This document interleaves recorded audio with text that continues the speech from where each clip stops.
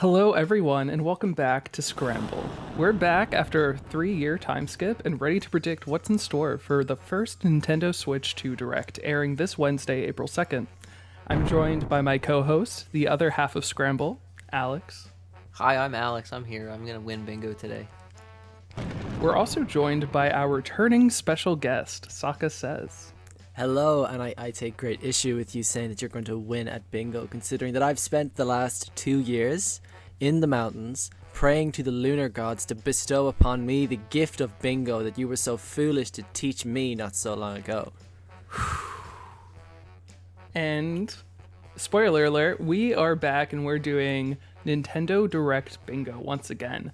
So each of us have prepared our 25 predictions and have made bingo cards out of them. Bingo, for anyone, is a game where you play on a 5x5 card, and the goal is to get 5 in a row, either straight up and down, across, or diagonal. So what we're going to do is we're all going to have predictions for what we expect will show up in the Nintendo Direct that's upcoming. Anybody who gets their predictions right wins glory, great prizes. We're going to respect that person forever. And of course, there's going to be a little bit of a prize for the winner this time around. So the winner of bingo is going to get to make the other two losers of bingo play a game of their choice. And I guess if we have multiple winners, because you can have multiple winners, we will just have the losers play the game of the choice of all the winners. So I guess maybe we'll be doing a lot of gaming here. In my case, if I win bingo, I intend to make the both of you play a Majora's Mask multiplayer mod with me, and it's going to be awesome. Jacob, if you win bingo, what's happening?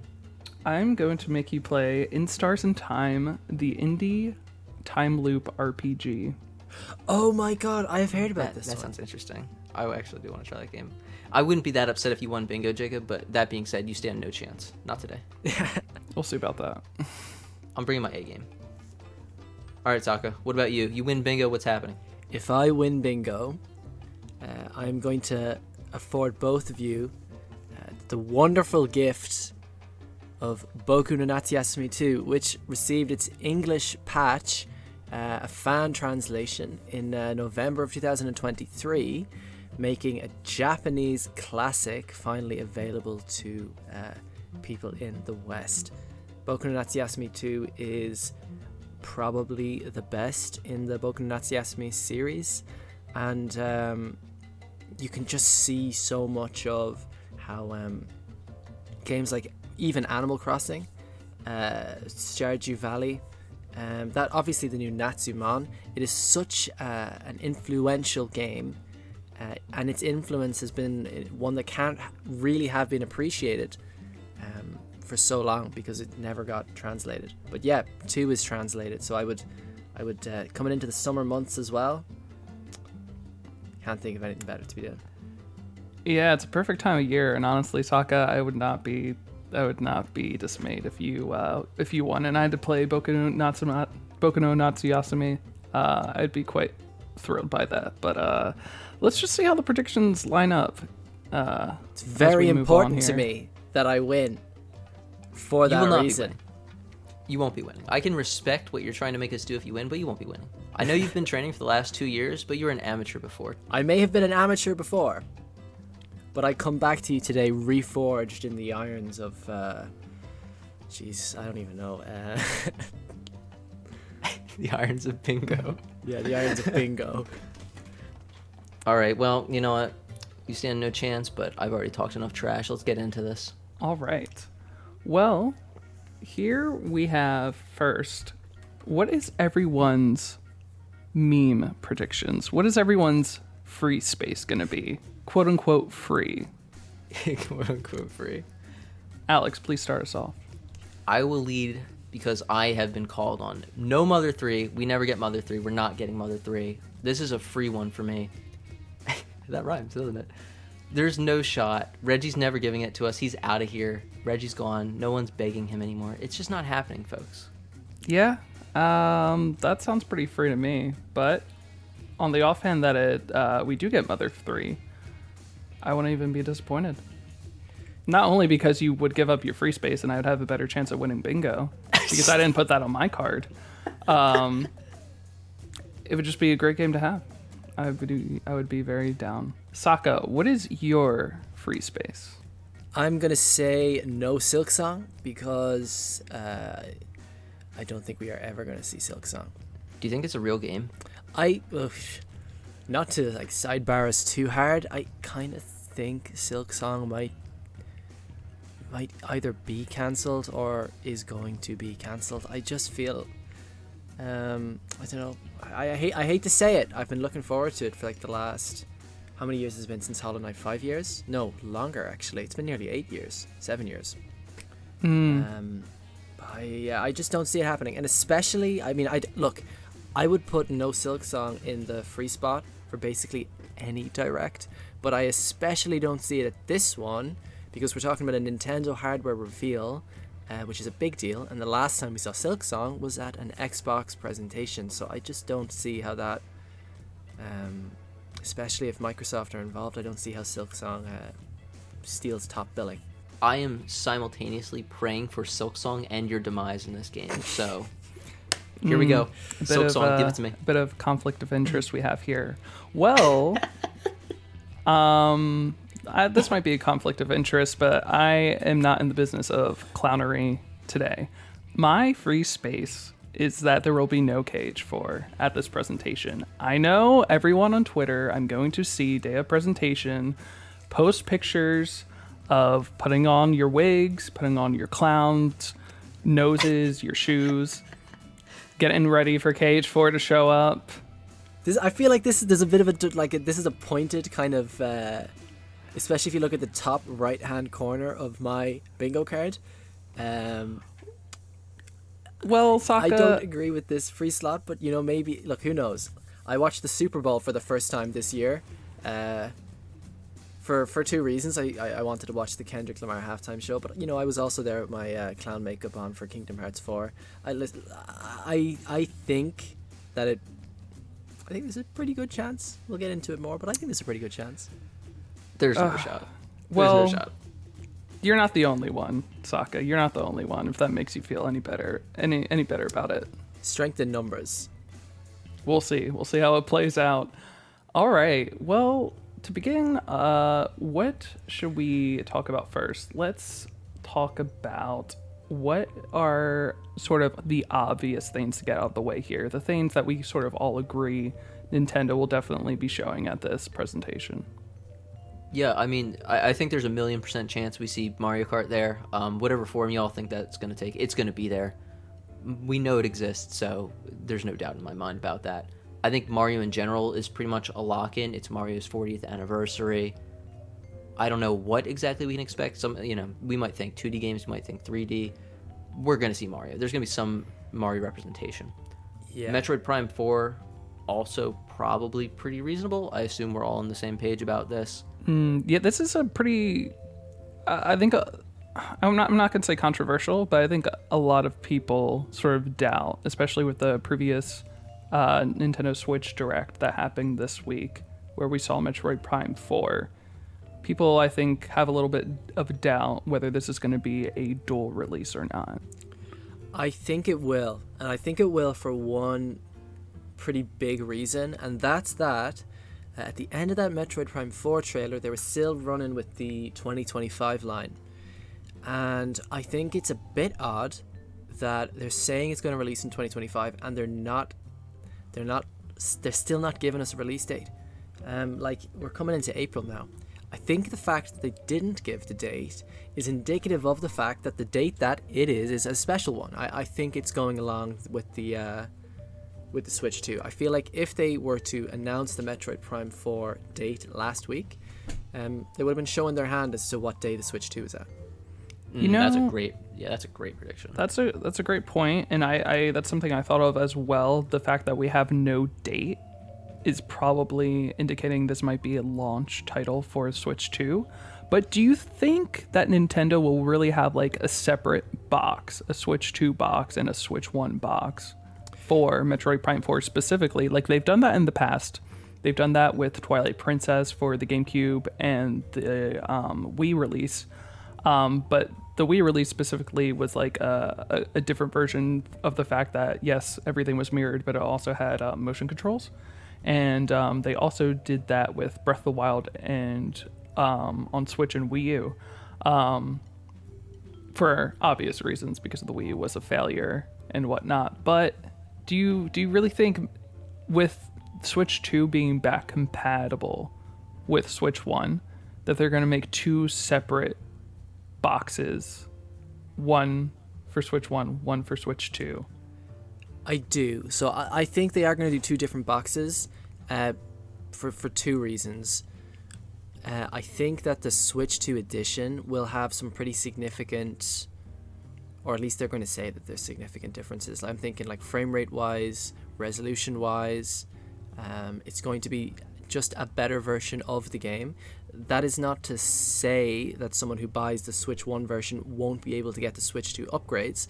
I actually think that the Switch 2 version, like I don't think any of us have this in our predictions, but that all Switch 2 games from now on, they're going to be 70 quid. I think that they would put them in the two boxes, if only to extract that extra $10 from the consumer. So they'll have the Switch 2 release for 70, Switch 1 release for 60, but anyone who inserts the Switch 1 cart into the Switch 2 or who downloads the Switch 1 game will be able to upgrade for around about $10 to $15. See, that point right there, like, doesn't make sense. Like, I can't see Nintendo doing, you can buy the Switch 2 for 70 or the Switch 1 for 60, but if you put your Switch 1 game in the Switch 2, then you get all the upgrades, and it's basically like you're playing the Switch 2 version, but you just, I feel like that would be a bit of like a controversial thing for Nintendo to do consumer-wise. So upset. So I'm not sure how they would go about it. Do you mean that like when you put in the Switch 1 game in the Switch 2, that you put a the la Switch... PS4 to PS5. Yeah. So I think for PS4 to PS5, like for example now with FF7, right? Remake. If you put the FF7 disc into a PS5, you don't get the upgrade. You do have to pay for that. Oh, really? Yeah. If you get an FF7 disc and you insert it, you get the PS4 version, but it's running 30 FPS at 1080p. If you want to get 60 FPS 1080p, you have to pay the upgrade fee or get the intergrade. Oh. So that's why I didn't I'm realize thinking, that. Okay. Yeah, I'm thinking it's going to be along those lines. There might be. So do you think there will be a similar type of fee if you put your Switch 1 cartridge in Switch 2 to get those upgrades? Yeah. I think, not to skip too far ahead, but one prediction I have is to do with Breath of the Wild and Tears of the Kingdom. I think that Breath of the Wild and Tears of the Kingdom will both be playable on the Switch 2 via Switch 1, but they're not going to have any of the I suppose you would say like advancements that they would put into a Switch 2 remaster. I think that's going to be a thing that they do in general, is that they go back and they boost or they remaster-ish Switch 1 games, but that if you want to access the Switch 2 version, you have to pay an upgrade fee. Okay. So you're saying Switch 1 games just by themselves will have some sort of an upgrade by being on Switch 2, which will be free, but for native versions that are both on Switch 1 and Switch 2 to get sort of like the native Switch 2 version experience, that will have its own separate fee cost associated. Okay. Like I'm thinking Link's Awakening, right? So Link's Awakening is a pretty good example, right? It runs at around, it's very spotty in the overworld. I imagine a Switch 2 version of Link's Awakening is just rock solid 60 FPS the whole time. I don't think you get that for free. Now, obviously, I think it would be fantastic if you could, right? You don't get that for free if you put that in the Switch 2. I feel like you would have to, you'd have to pay an upgrade fee to get like an upgraded version. Interesting. I don't think I would be a fan of that, and I also don't see them doing a Switch 2 native for like some of the older games, like a Metroid Dread or a Link's Awakening. Yeah, I definitely wouldn't be a fan of it either, and I absolutely despise it when it's on the PlayStation. But unfortunately, that's just how it is on there. Yeah. Do you really think that Metroid Prime 4 is primed to be a $70 game though? Like, they've only done that with Tears of the Kingdom. If you told me like Mario is going to be $70, a new 3D Mario, I believe you 100%. Maybe even like Mario Kart, since that sells so well regardless. But eventually I expect Nintendo to make their AAA games $70 across the board, but to do that at launch with Metroid Prime, which is already a series that is historically underperformed compared to a lot of Nintendo's other franchises, is $70 a reasonable price tag? And is that going to make people not want to buy this game? Is that going to shoot Metroid in the foot? What do you guys think about that? I would hate for them to do that. I think it's such a bad idea. Like you're saying, right? Metroid has struggled over the years, and they know that. The Metroid Prime 1 remake, which is, for my money, the best looking game on the Nintendo Switch, probably one of the best games on the Nintendo Switch, is only 40. It's only €40, $40 too. And Luigi's Mansion 2, that really bare bones remaster, is 60. It doesn't really make sense to me unless you look at it through the lens of Nintendo realizing that Metroid needs to be more affordable so that it can be more widely adopted. That said, if you're launching with Metroid Prime 4, if you're putting that on your launch date and you want to make that look premium, and if you want to set an example, you're going to need to position it like that. Because then if you don't position Metroid Prime 4 as 70, it makes it very difficult to, say, position Mario Kart afterwards. Or if they've got, for example, any third-party release that is launching at the same time, like let's be frank, if FF7 Remake is launching alongside the Switch 2 at launch, that's going to be 70. It's 70 on every other platform. I hate how much sense you're making right now, Sokka. I really do. I hate hope it too. It doesn't come to that. But it sort of makes sense that, like, if Nintendo is going to position all of their flagship AAA third-party games at the $70 price point for this upcoming generation, and they sort of tease that with, like, Tears of the Kingdom being a $70 game, like, it's most likely that is sort of the direction they're going to go. It's the direction that Sony, Microsoft, and other companies have gone. But yeah, it brings up a good point about, like, Metroid Prime 4 being a $70 game on Switch 2, and I think it should, because it is one of their flagship titles.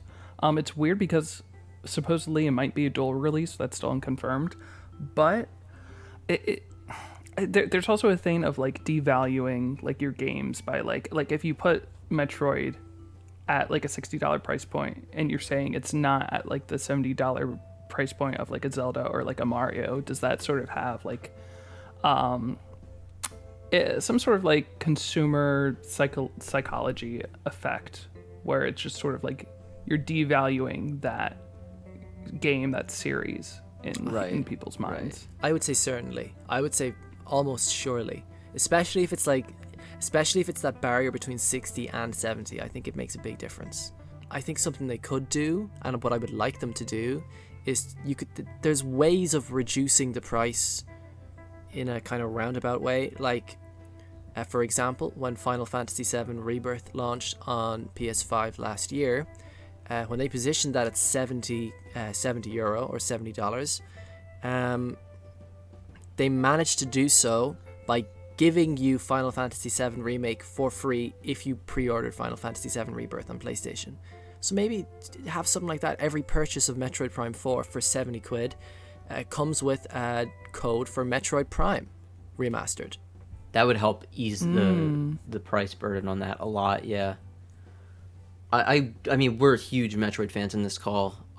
That's what we talk about every time we make a discussion together. Yeah. So I think all of us would love for Metroid to be seen as, like, a main Nintendo franchise, and I guess really the only way to do that is to position it as a full price game, which it does seem like we're all in agreement that the new standard is going to be $70. If not at launch, certainly over the course of this system's lifespan. So we'll have to see on that. Yeah, speaking of things that that might be coming to Switch 2 that were or currently will be coming to Switch 1, we also have some current games that are released on other platforms, like Dragon Ball Sparking, possibly FF7 Remake, that might make its way onto the Switch 2 because, new hardware, more power to be able to run these games that the Switch 1 just didn't have the juice for. What do you guys think about that? Do you have any other takes to bring up regarding possible Switch 2 ports? I think for sure we're getting Yuka Replay. They've already hinted at that, like the developers have. I think on Twitter or Blue Sky or something. They said that they're working on it for like a Nintendo console, and they didn't say what one. So obviously that has to be Switch 2. And I think it's just a matter of when we're going to get the release date for that, when we're going to get the trailer that blows it all out on the console. And I expect it here. I think it just makes sense. Yeah, I agree. I'll add to that by saying Metaphor Refantatio, Sega and Atlas have been, especially Atlas, been such huge supporters of Nintendo and the Switch. I mean, you've got Catherine on the Switch, all the Persona games. I feel like it makes sense as well. Metaphor Refantatio, granted now I haven't even bought the full game, I've only played the demo, but the demo runs fantastically on the Steam Deck. And I imagine the Switch 2 is going to blow the Steam Deck out of the water. So Metaphor Refantatio, I feel like that's a lock-in. Yeah, I would say that that would be my kind of third-party big prediction there. Yeah, I would agree with you there. I didn't put it on my bingo card, but It was a good you might prediction. have a little bit of an advantage there, but That's the 2 years of training coming in clutch there. I think something that we also agree is going to be shown for sure is the long talked about mouse integration, mouse functionality for the console. The fact that they sort of teased it with the Joy-Con sliding around in the initial Switch 2 reveal has all but confirmed that we will be seeing that integrated in games for the Switch 2. Yeah, the interesting thing there will be seeing what they actually do with it, not so much that it's happening, right? We might get like some weird like 1-2 switch type game that sort of shows off the console's capabilities, and maybe it'll do something with that. But I'll definitely be keeping an eye out for that just to see what we're working with here. I think certainly, now I've got a bit of a wild card prediction about a specific game that they could do with the mouse, and I won't get into that just yet. But I will say, in regards to like Switch 1, I think it's really interesting to see what the mouse will do for existing Switch 1 games. So one prediction I have is that The World Ends With You, its remaster on the Switch, that when you plug that into Switch 2, you'll be able to use the Joy-Con mouse as if you were using like a stylus and a DS. I feel like that would elevate that game so much. I guess additionally you could say games like Super Mario Galaxy, and I haven't put this down as a prediction, but in the 3D All-Stars collection, Super Mario Galaxy with its cursor, any game that was kind of a cursor or a motion related kind of game like The World Ends With You, I feel like we're in for a nice big overhaul thanks to that mouse functionality. Oh, you know what? That would be great for Mario Maker, because Mario Maker 1 was praised on Wii U, but on Switch it was a little bit more clunky without that gamepad. But this would totally fix that right up. Yeah, Mario Maker would be fantastic. Even Mario Galaxy 2, which they didn't put on the Switch. Rumor has it that it was because of the increased emphasis on motion controls and cursors, like with using the Yoshi power-up. I feel like anything that had cursors is fair game now. You know, we're talking about, again, not to jump too far ahead, but a Nintendo DS mode is potentially on the cards. Mm-hmm. There's so much potential. There's so many cool things they could do with this. I'm really excited to see where it goes. Yeah. Even just like aiming around in something like Splatoon could feel really good with that. Yeah, Metroid or Prime Metroid Prime 4. Yeah. Oh yeah, true. With Metroid Prime 4. With the psychic abilities that they showed off, definitely leaning hard into sort of, well, for one, Metroid controls, and then also that I think that mouse functionality would work really well for what they're trying to do there. Which makes me think that we'll see this as a dual release, but that's besides the point. Let's see. Do you guys have anything where you don't expect something to be there? Maybe that's like, maybe that other people think should be there. So you both mentioned that you think some kind of appearance of Zelda is going to be here. I personally, I don't see any Zelda happening. I think this is going to be a Mario year. It's Mario's 40th anniversary. I think just based off of the timing of things, we're going to get into this a little bit later, but it seems like there's a general consensus that there will be some kind of Camelot game. We'll see some kind of Mario sports game. I think we expect a 3D Mario somewhere close to launch, maybe the end of the year, if not necessarily right away. But just because I see it as a Mario year, it feels a little weird to me to double up and put Zelda as well when Zelda and Mario are like their two heavy hitters. And, to be fair, they did do this in 2017 with Breath of the Wild and Mario Odyssey. But I think in this case, we're already starting a little bit later than the Switch One's release did, and I just don't see them wanting to put out a Zelda and a Mario in that same year and kind of use all of their gas at once, so to speak. Yeah, so I definitely agree that there's not going to be any new Zelda. Like, I don't think it's out of the realm of possibility that Aonuma might get a little segment where he says something along the lines of, oh, we're, starting the ideating process for the next Zelda game, especially seeing as it has been 2 years now since the last one. I mean, Breath of the Wild, or I nearly said Breath of the Wild 2, Tears of the Kingdom was revealed in 2019. That's 2 years after Breath of the Wild. So it wouldn't be outrageous for them to say something, but I still don't think we're going to see any new Zelda. That said, I do think that they're going to position Wind Waker and Twilight Princess, those long rumored remasters. I think this is it. I think they are coming now. And I also think that they're going to position Tears of the Kingdom and Breath of the Wild as a double pack for 70 quid at launch.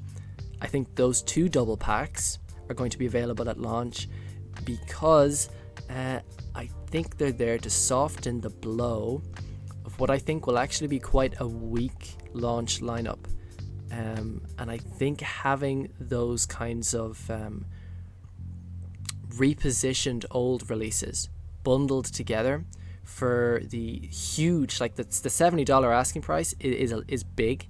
It's a big jump compared to last gen. I think having a lot of double packs softens that blow. It makes it a more seamless transition, and them being games that already exist or that people really want and are popular, they're easy ways to bolster your launch lineup. I guess not to we were talking about Mario Kart earlier. I agree that Mario Kart will show up. One of my predictions is it's not going to be a launch title. I don't think it is going to be there on day one.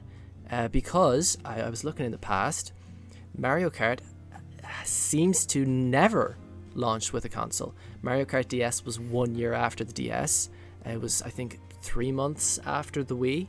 It was certainly a good couple, I think it was a year and a half after the Wii U. It's never really there at launch. And I think it'll probably be, even with the Switch, it was a month, 2 months after it came out.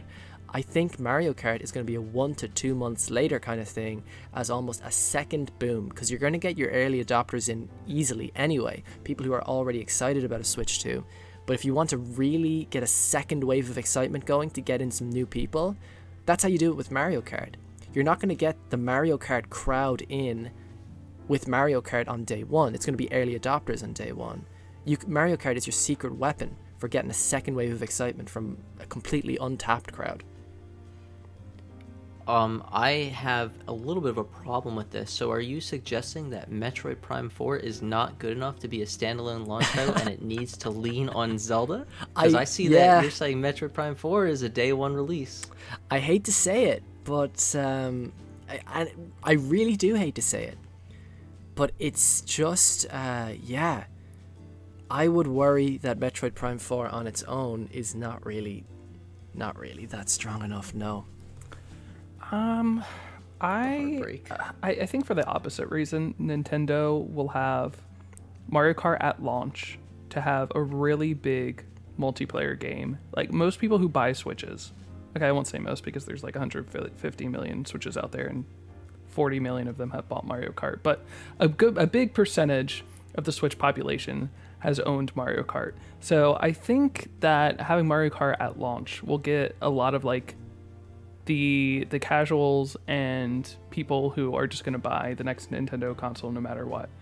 You're going to start off really strong, and they sort of had Mario really close. I think it was an April release for Switch 1 with the Mario Kart 8 Deluxe. I think Nintendo has seen how strong Mario Kart is. The fact that it's the first game showed off for Switch 2 as well. I think they're going to want this. They're going to want this out really quickly. I think they're going to want to show investors how much of a strong prospect their successor to the Switch is. because I think there's this sort of air right now where it's going to be like, how much will the Switch 2 be able to reach the heights of the Switch 1? And I really feel them wanting to come in strong with a Mario Kart. Now, on the opposite side, I think having a strong multiplayer lineup with a single-player Metroid Prime 4 title would help to elevate Metroid as a series, if that's one of the only sort of single-player adventures that you can purchase at the time of the lineup. I think... I just feel like Nintendo, hopefully this is sort of copium, just will give Metroid a chance to shine, and get it sort of like its roses that it's always deserved, because it's just an incredible series. So I'm really hoping, especially since they didn't show a release date, that it will be a launch title, and they didn't show it because they didn't want to spoil the window for Switch 2. So how do you think that Zelda plays into this then, Jacob? If you're saying that like you don't want it to overshadow Metroid and you think Mario Kart is going to be there, so you expect Zelda, but how do you expect Zelda to be there, and like at around what time? Like obviously you're saying not really launch so much, but when would you see these games coming out, and what games do you see coming out? So I could see a Zelda 3D collection being very much mirroring sort of like the GameCube Zelda collection. Now, the Zelda collection on the GameCube was a launch title, which included Zelda 1, Zelda 2, Majora's Mask, Ocarina of Time, and a demo of Wind Waker.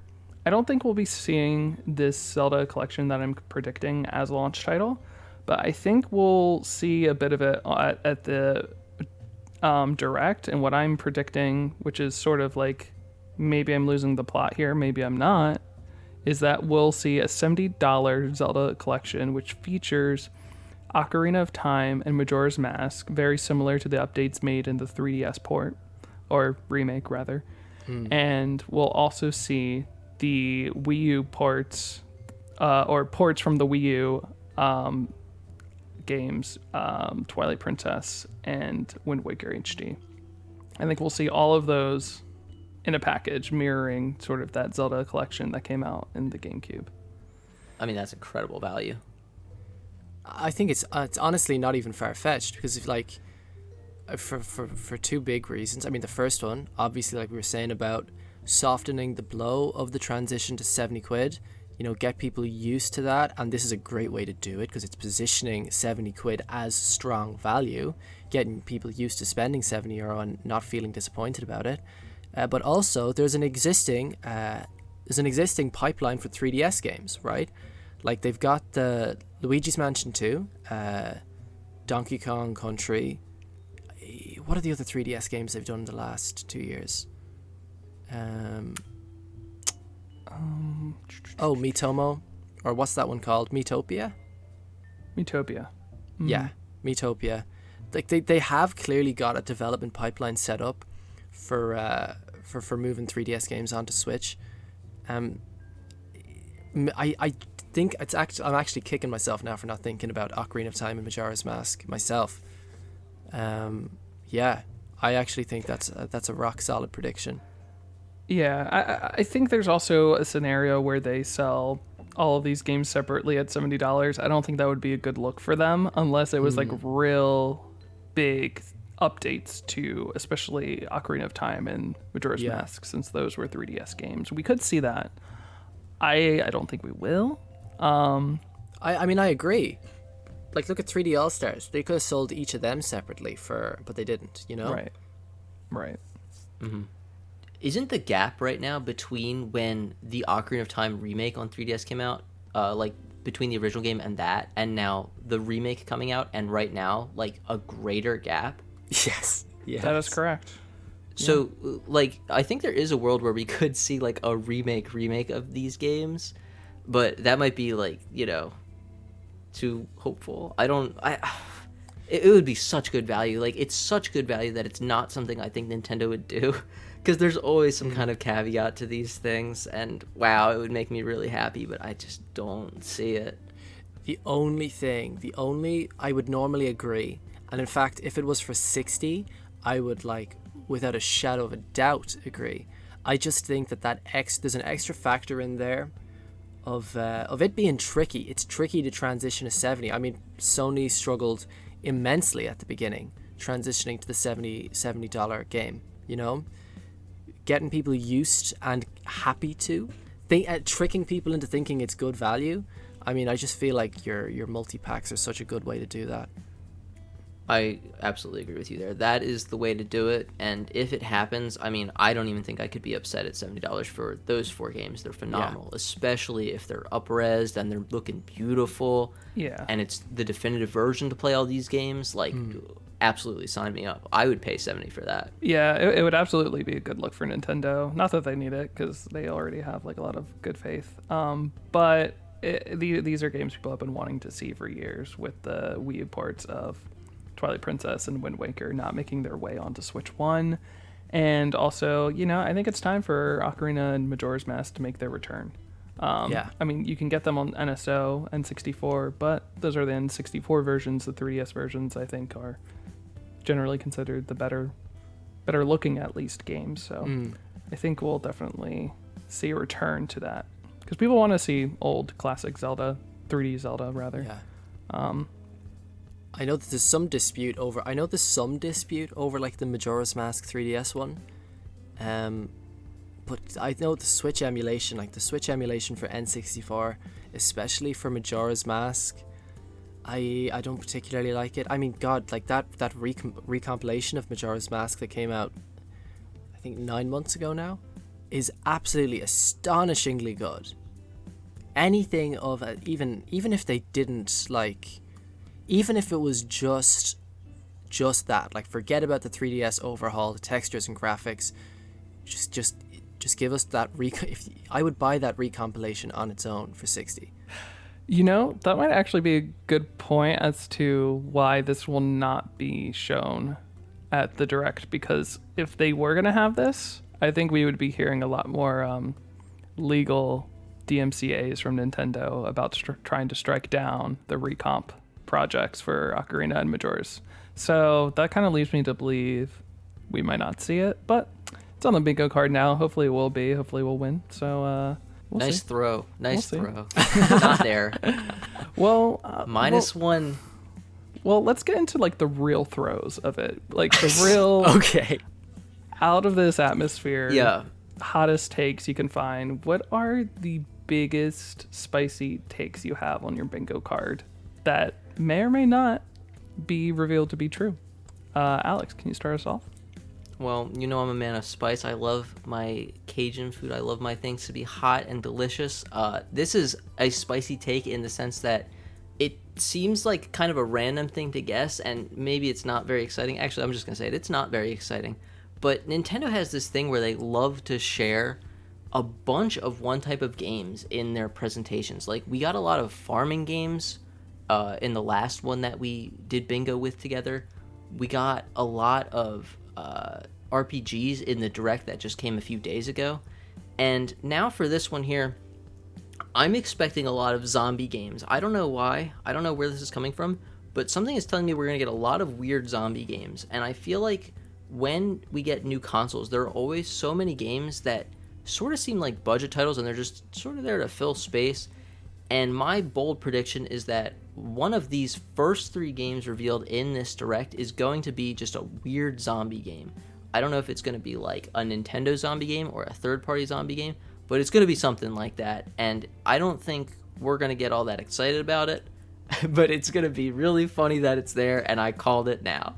Yeah, that's kind of like a crazy take. Not in the sense that like there will be a zombie game shown, because, you know, that's like something you would see in a highlight reel, not too uncommon. But the fact that you place it in one of the first 3 games show for Nintendo's next generation console, it's going to be really weird, but they're going to do it. Is kind of baffling. Like, I think the 3rd game shown for the initial Switch showcase in January of 2017 was it was Everybody 1-2 Switch.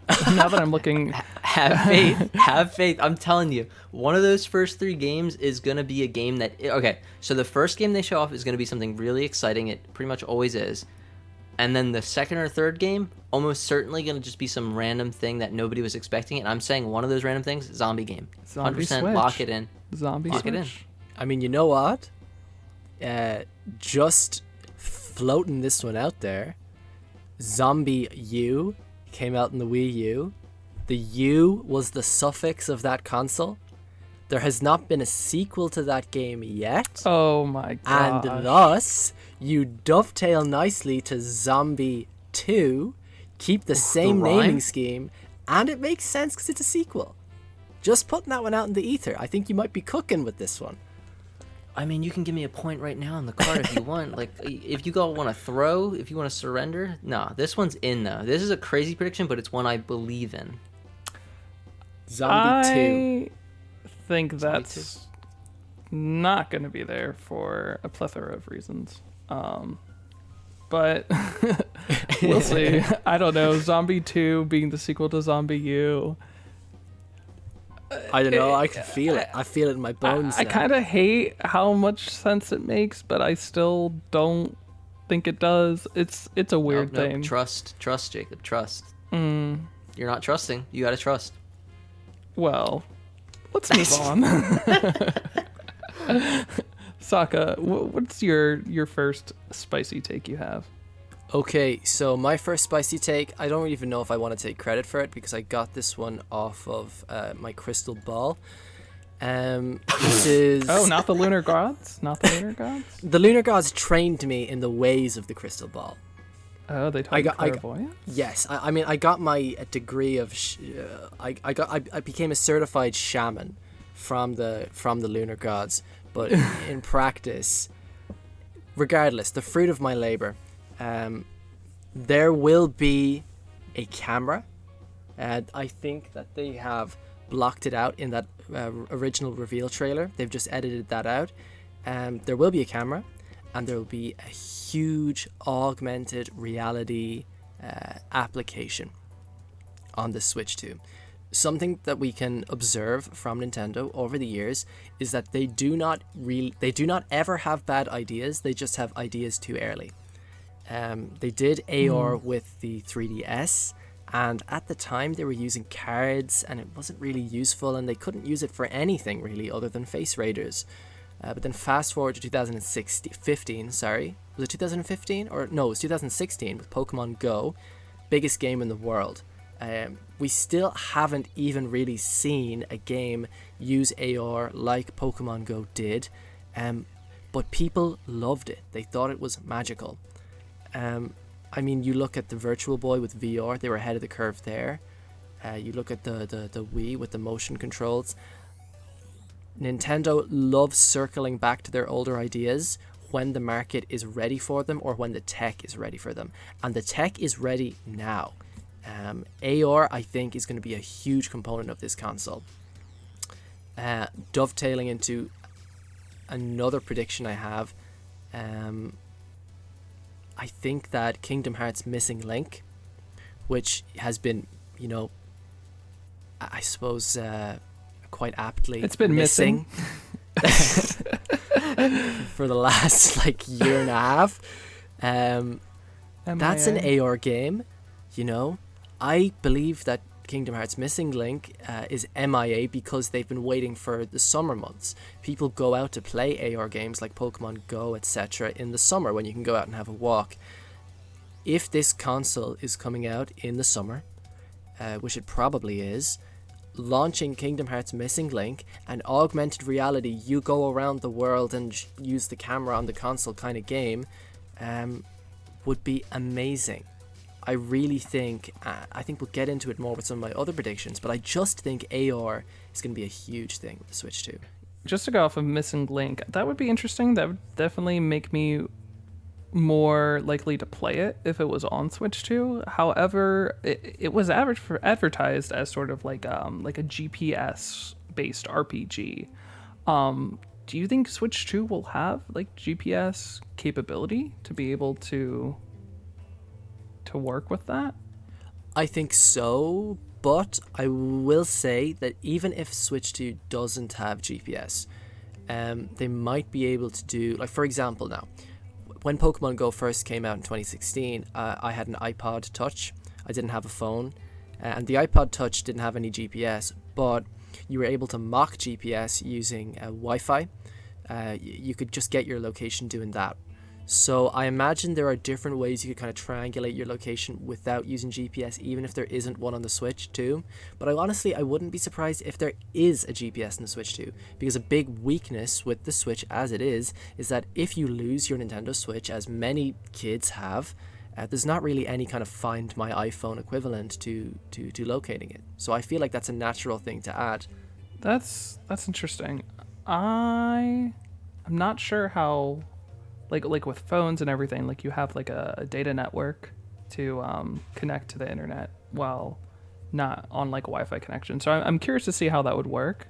I'm wondering if the long silence from Missing Link has been because maybe they've sort of restructured some stuff because of wanting to do a home console or PC port of it. But I don't know. Remains to be seen. It's still missing, so maybe it'll show up here finally. I was wondering about this, Sokka. If they add a big AR feature, do you expect it to have a lot of integration with what Nintendo's doing on mobile games? Like, do you think we'll see the Switch 2 connecting with games like Pokemon Go or Pikmin Bloom, and will they try and combine those two markets more than we saw with the Switch and, I guess, mobile phones prior? Yeah, I strongly think that, because even we saw with Pokemon Let's Go, right, in 2018, that was an attempt there to capture that same market, but they couldn't because the Switch didn't have a camera, right? I really think, if you look at Nintendo's strategy, right, over the last year or so, you're talking Nintendo Music, Nintendo Today, that phone app that released a few days ago, Alarmo. To me, what it looks like Nintendo is doing is they are rebuilding the walled garden that they kind of abandoned in the Wii U era. During the Wii U era, they had Miiverse, and they constructed this little walled garden that they had of technology, like their 3DS and the Wii U, that they linked together very often and very frequently. And they had this kind of network of features that could be used within Nintendo technology and Nintendo software. That's fine, and that works when you're like Apple and your market capture is enormous. But that did not work for Nintendo, because obviously their market capture in the Wii U era was like 5 squared meters, right? You're looking now at a Nintendo in 2025 that is the biggest company in Japan, huge global capture market-wise. From the kinds of things that they've been doing recently, it just feels like, even look at their theme parks, right? It just feels like they are trying to Nintendo-ify so much of our lives, be that through like Pokemon Sleep or the teeth brushing app. There is just so much Nintendo software out there that is kind of almost lifestyle based. And I think with the Switch 2, with the camera and with AR, I guess to dovetail into some of my other predictions, I think they're going to play into things like Street Pass and Miiverse that are going to come back in a big way, because these things all align with Nintendo wanting to have more of a presence in people's lives. Whether that be an overhauled Street Pass where, you know, you can, maybe if you take your Switch out and there's someone else with a Switch in the open using the AR camera, you can see their little me or some little avatar trotting alongside them, or do you know what I mean? Like, I can just kind of see lifestyle Nintendo, which I feel like is the era that we're in. Lifestyle Nintendo really making big use out of AR. I do see it. They've been doing a lot like that, and it just sort of makes sense. I don't really understand why they're doing it so much. Like, as far as I know, those programs and apps haven't been super popular, and I don't even know how they make them money. But, I mean, Nintendo keeps doing it, so they must see value in it that I don't really understand myself. I imagine some of it must be just that it's like it's just moving people away from third-party apps. Like, maybe now this is I don't know why I said maybe. This is complete conjecture. But on the Wii U, when they had Miiverse, and that was a centralized system that Nintendo could control for posting about their games, I feel like, I mean, obviously that was something they liked. They liked having that control over that ecosystem. Offloading that responsibility to things like Twitter and Facebook, I feel like was a decision that they did not make lightly. And I think the reveal of Nintendo Today, that phone app a couple of days ago, shows that they want to have that control back. They want to have that walled garden back. They want to have more of a presence in people's life, just their lifestyles, and be a central component of that. Like, what was it, that quote that Iwata had about Wii Fit? About being in, that Nintendo should be like an everything company, like a lifestyle company, like a part of your living room, you know? Yeah, they're really trying to increase themselves as like a multimedia company, and they're really trying to cast a wide net with the movies, with the Mario movie, with the upcoming Zelda movie. They really want more of that global media market share. So, you're making a lot of good points there. Well, my spicy take, my first one that I have, after hearing yours, I don't know how spicy it is in comparison, but my prediction is that Nintendo will show off Pandora's Tower HD. Now, Pandora's Tower, for people who don't know, was one of the 3 games included in the Operation Rainfall, where fans were campaigning to get Xenoblade 1, The Last Story, and Pandora's Tower HD brought to the West. And so it was one of those 3 infamous games that came out in the Wii during the Wii generation. And I think it's time for Pandora's Tower HD to see a return. I think the new mouse functionality would be excellent for the chain whip sort of gameplay. I think it's sort of a cool hidden gem. I feel like there's always like at least one sort of like title that has a real cult following that just gets super hype, and you don't really understand why people really love it until it like gets revealed in a showcase like this. And I feel like this is gonna be sort of the cult hidden gem game that gets revealed at the showcase, where it's like, we are bringing back some old games.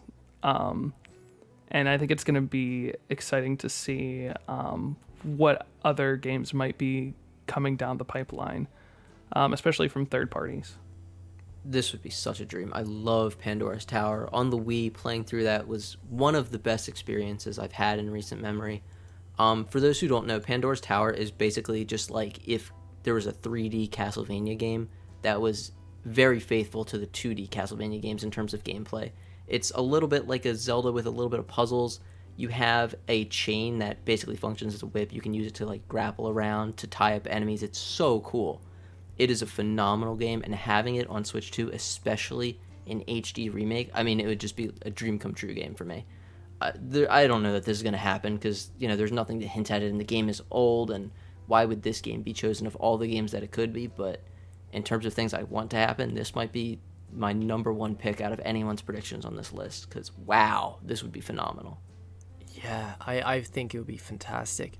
And I don't like... it's true that there haven't been any rumors of anything, but it's also not completely outside of the realm of possibility. I mean, like, look at the Game Awards in December. There was absolutely no talk, as far as I was aware, of an Okami sequel or any kind of Okami, comeback. That's a game from that same era, very beloved, much the same.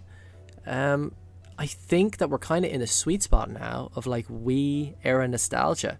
And I think companies recognize that. So I don't think it's so improbable. If nothing else, I want to manifest it into reality. Therefore, I have it on my bingo board.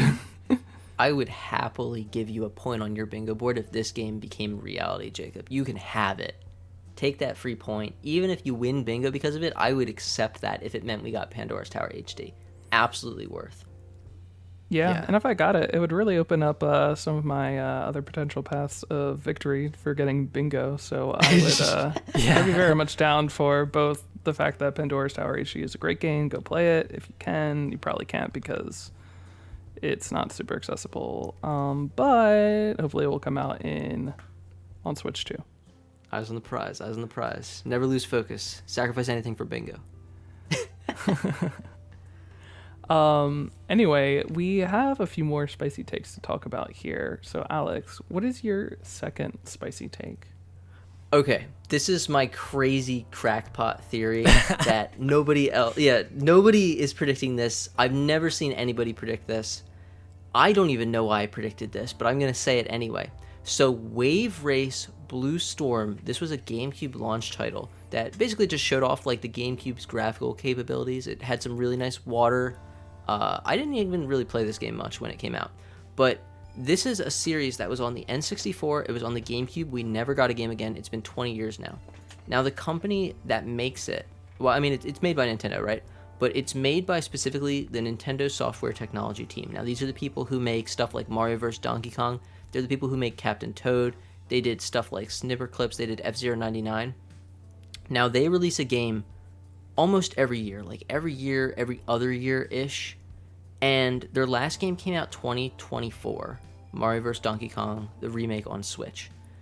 And so we're due for another game of theirs probably this year.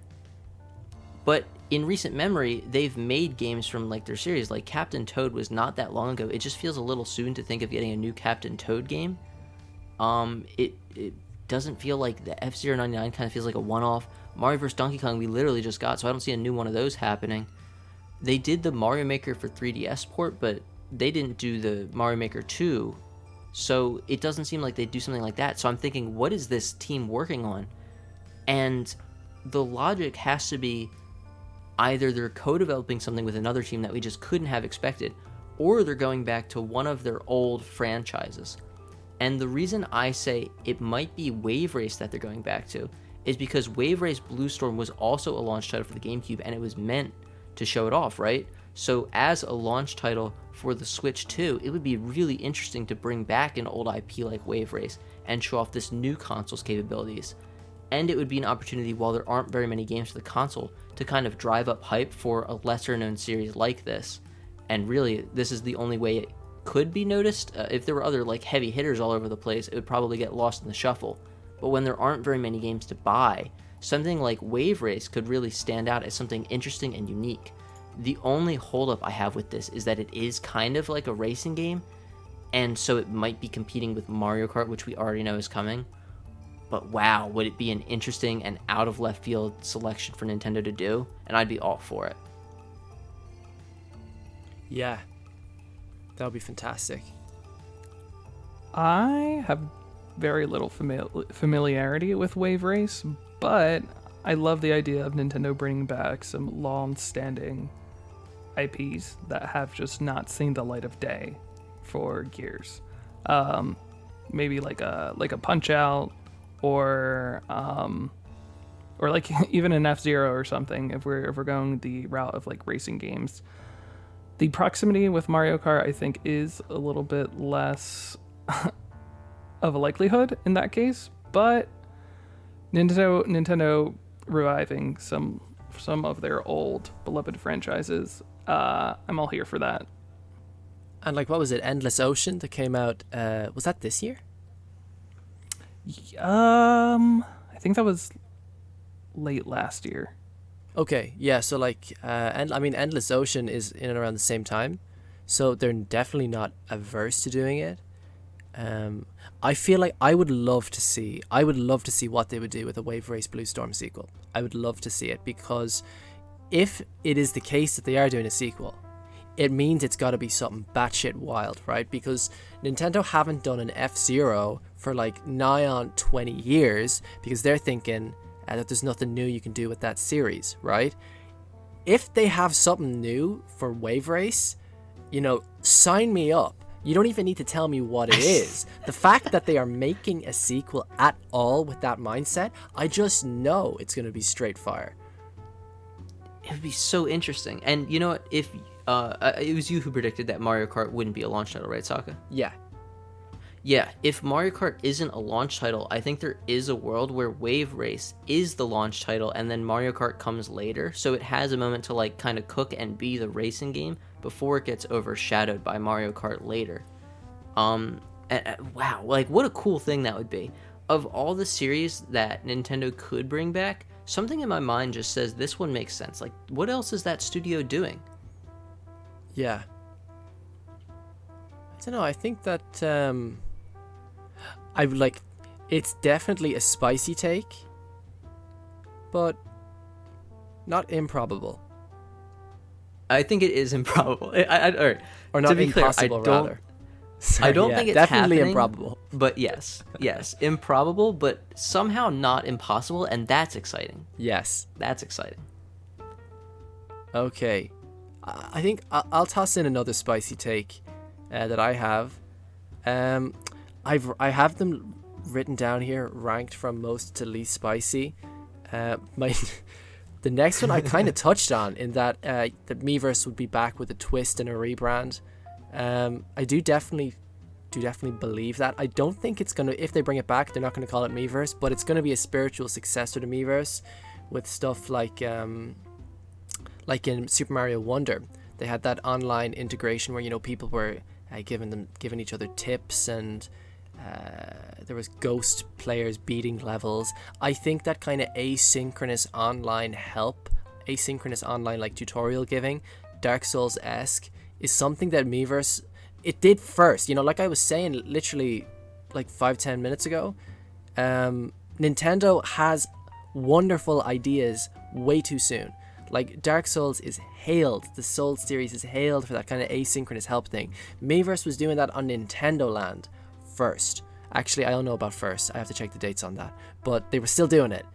But seeing as I've already spoken about that, I might just say another spicy take I have is that that there will be both a Nintendo DS mode and a Wii U mode. That the C button, the secret C button that they haven't shown off yet, that it stands for cast, and that you're going to be casting your screen on your Switch to the television, and you'll be able to use your Nintendo Switch console like a Wii U gamepad or like the bottom screen of a Nintendo DS. That would be wonderful. That would be so good. That would be really cool. With no separate add-on required. It's just the Switch and the dock, and they are able to communicate and cast. So I would love Just to as believe is. that they could. There's a reason I separated those predictions. So I have the C button activating the screencast as one prediction, and then the Wii U and the DS mode casting as a separate prediction. And the reason I did that is because casting to screens is just not good. It's just not good with anything else in 2025. Granted, Nintendo do have a kind of magic to how they do things. I thought that when the Switch came out, I thought that whole docking thing would be really slow and bad and not work very well all the time, because I'd never seen it done before, but they did make it work. So something else I've noted here is that they that top USB-C port that they have, I think it's really strange and weird to have two USB-C ports for charging's sake. I think that the reason that exists is so that one of those ports can plug in accessories, be that like a cable, like a plug that you plug into the like a USB-C HDMI. Like if you plug a Steam Deck, for example, into a monitor using USB-C HDMI, you can have it be mirroring the screen, right? I played Twilight Princess on the Steam Deck with the gamepad screen on the Steam Deck and the TV screen on my monitor, and I did that by plugging in a USB-C to HDMI into the Steam Deck. I can imagine something you're gonna like that. You're for the gonna Switch have too. to show me how to do that. You're gonna have. That's beside the point. That's after the discussion. But you have to show me how to do that. 'Cause that's really cool. Yeah, it was class. It was unreal, and that's the kind of thing that I feel that second Switch 2 port affords them, like the ability to do, you know, cool accessories like that, or link cables that allow for flexible play. Yeah, I think that would be really cool, especially with like if you could somehow connect the top USB-C cable to the Switch console, and then you could have the bottom one for like charging, it's like separately, and then be able to somehow link the two with the TV and the Switch. That'd be fantastic. That would be really cool. It definitely has to be wired for the sake of latency. Otherwise, there would just be way too much lag. Like, the tech isn't there yet to do it entirely wirelessly and have it work well. But I mean, the thought of this and then opening the door for stuff like a 3DS or DS eShop type games. Yes. Oh my those god. Games, yes. Yeah, like they hold up well. There's some great games in those libraries, and I think there would be a lot of demand for that. Yeah. So I would certainly love to see this. Listen, like, the world ends with you. You plug in that link cable to the top of the Switch, plug that into the dock. You've got the screen that you're holding in your hand with the Joy-Cons. That's the bottom screen of the DS. Your monitor is your top screen. You've got that mouse going in your right hand. This could be this console was made for the world ends with you. It would be the definitive experience of the game. Like, finally. Oh man, it'd be beautiful. Beautiful. Yeah. We need that. Going off of Square Enix predictions, my prediction here, my spicy take, is that we will see the FF9 remake revealed at the Nintendo Switch 2 showcase. Now, unlikely, yes, very much so. But we know that there have been talks about Square working on FF9 remake for a while. I do believe this is a project that exists, and I think it's going to be a multi-platform title, because I think that's just the direction that Square would like to go. And sure, FF9 and the Final Fantasy series from the PS1 onward have been a Sony household name, but for some reason, I'm really thinking that FF9 remake is going to be revealed on Switch 2. It's going to be multi-platform, but it's going to be revealed at a Switch showcase. And they might even have, I think the original FF9, I have not played it, but I think there was some sort of like multiplayer functionality.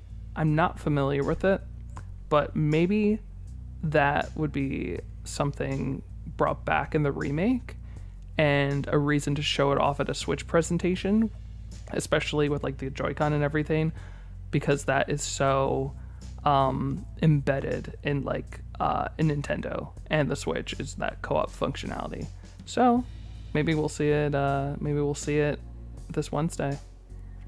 Before we discuss the probability of this, can you guys refresh me on why is Final Fantasy IX specifically such a big deal to get remade? Like, I know that there was something that they weren't doing it. What was the reason that Square just never seems to remake this game? I don't know if there was anything specific with FF9 where they sort of like avoid remaking it. I don't know if you're thinking of FF8, where there was like a long time where it wasn't being remastered. Right. FF9, I think is pretty popular, especially these days. Yeah. And I think it's just sort of like the natural, okay, we've done 7, which is the biggest one, so 9 would be the next one.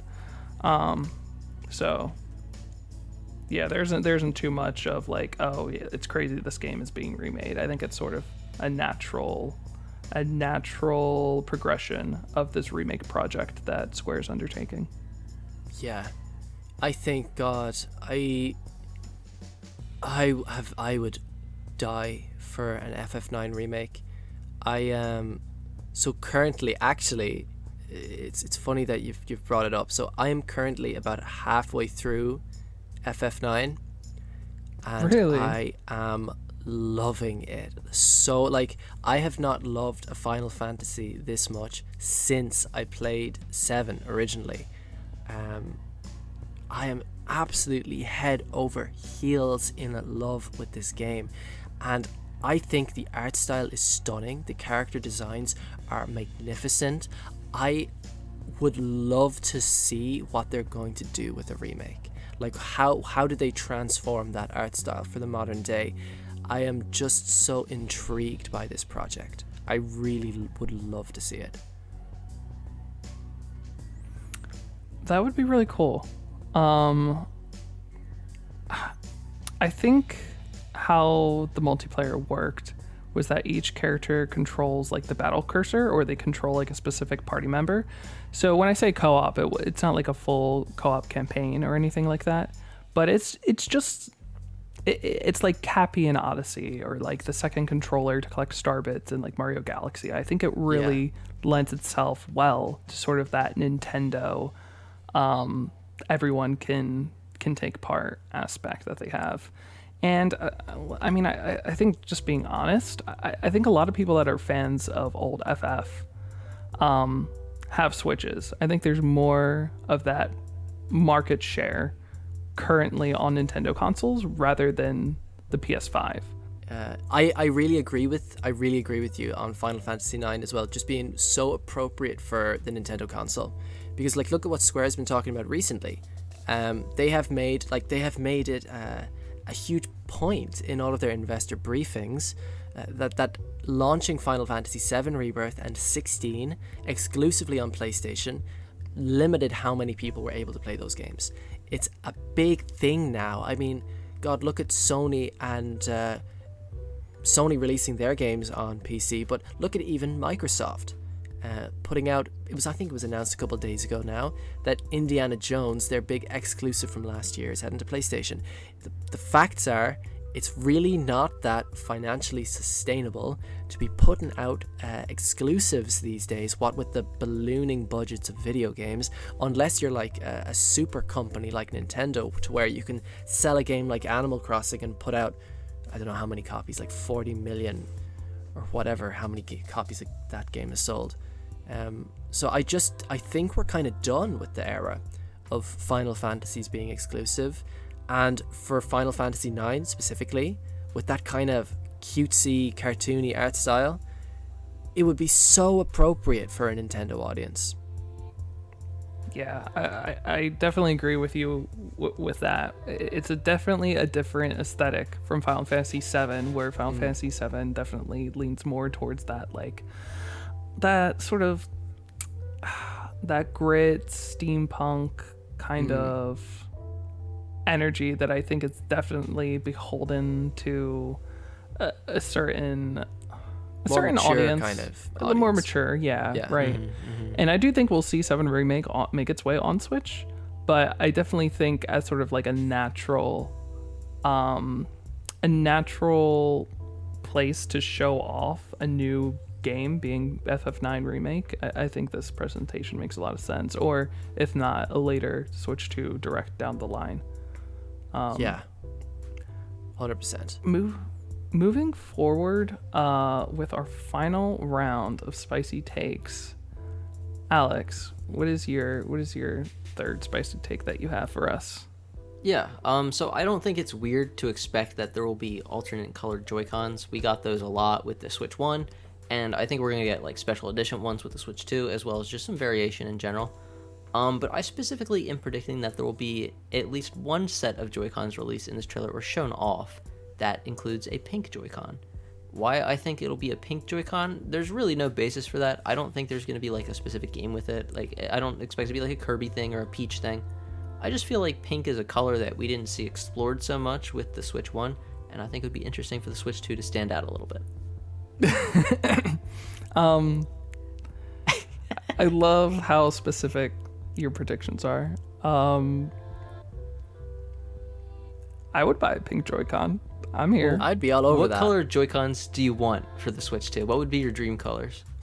I don't know. I really like the pastel line that they've done for Switch 1. Yeah. So anything similar to that is like pretty cool. I could definitely see white ones happening, but yeah. Yeah, the pastels are gorgeous. Yeah, for sure. They've done pastels, neon, Those lilac ones, they're great. I think Beautiful. Gorgeous. Yeah. As far as anything else, I'd like to see more special edition Joy-Con, special edition Switches. Like if my Zelda 3D collection comes true and we get a Zelda Switch, not like just like as like not for a specific game, but just like this is the Zelda Switch sort of thing. I'd be very curious to see like what that would look like. Is it going to be like a gold Switch with gold that'd be Joy-Cons or beautiful. something? I don't know. I think that it could be a really cool bundled system. Yeah. and speaking of variants, like something we've not really touched on is the way the Joy-Cons work now is they click into connectors. They're not really limited by a railing system anymore. So that really opens the door to not just diverse designs aesthetically, but diverse designs ergonomically. Like you could be talking about Joy-Cons that are different shapes, you know? That really opens the door to all sorts of kinds of unique accessories that can click onto those sides through those connectors. Did you guys see the modded ones that were like GameCube controller Joy-Cons that slide in? Oh, no, I didn't. But Yeah. that sounds fantastic. Yeah, those were, I don't know if they were like fan made or if there was like a third party that was making them or something, but those were an accessory you could get for the Switch 1. And it'd be really interesting to see Nintendo support more official things like that. Maybe go back to like a Wii era type thing where they have, you know how they had like the rackets for Wii Sports? Or like the Yes. baseball bat and stuff like that? Like that could be a really cool way to combine the Joy-Cons and the controllers in general with those accessories that they were known for back in those days. Yeah. That's one of my predictions, actually, is... God, where did I write it? Vertically oriented accessories. That's just to say that, like, that connector on the sides for the Switch 2 it opens up so many possibilities. I think I drew a mock-up and I'll send it on later, but you could have like a basketball hoop that clicks onto one connector and like a holder or a scanner that clicks onto the other one, and you can get a game then where you're like shaking your Joy-Con and you're mocking throwing a basketball and the scanner checks it and you're aiming for that top hoop, and you know what I mean? Like there's cool things you can do. Bring back the accessories. Like those connectors really give you that unique opportunity. Yeah, it would be so fun. I love when Nintendo does weird and cool stuff like that, and it's something that we don't really see from other companies. So I'm really hoping we get a lot of experimentation with these Joy-Cons, and I think them being magnetic is going to open up those doors a lot. Yeah, big time. Moving on, Sokka, what is your third spicy take for us? So let me see here. So my next spicy take, well, I have ranked here on my third most spicy about Street Pass and Mi Plaza, but again, I kind of already touched on that. So I think I'll say, what do we think is more spicy, guys? Do we think it's more spicy to talk about a Yoshi Death Stranding like, or that Kingdom Hearts 4 will be re-revealed? I have to know what this Yoshi Death Stranding like even means, but we're going to get to that when we get to our paths to victory. Because you're so confident. You're claiming... Alright, so a little bit of spoilers. We're going to go into our paths to victory, how we think we can get bingo later. And Sokka claimed his path involves this Yoshi Death Stranding like. So That's true. somehow you believe in this wholeheartedly. I mean, it boggles my mind. Like, maybe we need a whole section on it now. I'll tell you know what? I'll keep you guys waiting. I'll keep you guys on tenterhooks. I'm very confident in the Yoshi Death Stranding. Like, you know what? We'll get there when we get there. Listen, I'm just gonna put the clown makeup on. Kingdom Hearts 4. We've already talked about Square having a big presence at this presentation, right? FF7 remake. I'm saying remake and rebirth as a double pack, mirroring what they did on the PlayStation 5. Where you literally just got the two of them for the price of one. So look, there's precedent for them doing that. I'm thinking FF7. I'm thinking The World Ends With You. Jacob, you said FF9. I agree with that. I think Square is going to have a block. And in that block, I think Square are going to just reaffirm their commitment to the Nintendo Switch. Because, like, yes, Square supported the Switch a lot during the Switch generation, but it was mostly with old games. I think very rarely did Square put out their kind of huge new games day and date with the Switch. I think Final Fantasy VII, Reunion Crisis Core, that was one, and Neo The World Ends With You obviously came out on Switch day and date. But a lot of the games that they would have put on the PlayStation didn't show up. I mean, Kingdom Hearts 3, we got that rubbish cloud version. So bad. Just atrocious. So bad. I mean, I think a lot of companies are going to show up to do their kind of, we commit to Nintendo Switch and we want to put XYZ. Like maybe Capcom will come along and say, yeah, we're committed to putting Resident Evil 4, blah blah blah blah blah, for the investors. If Square have a block, they're going to talk about Final Fantasy VII, and they're going to surely talk about Kingdom Hearts 4. Surely. I mean, it's such a huge game on their docket.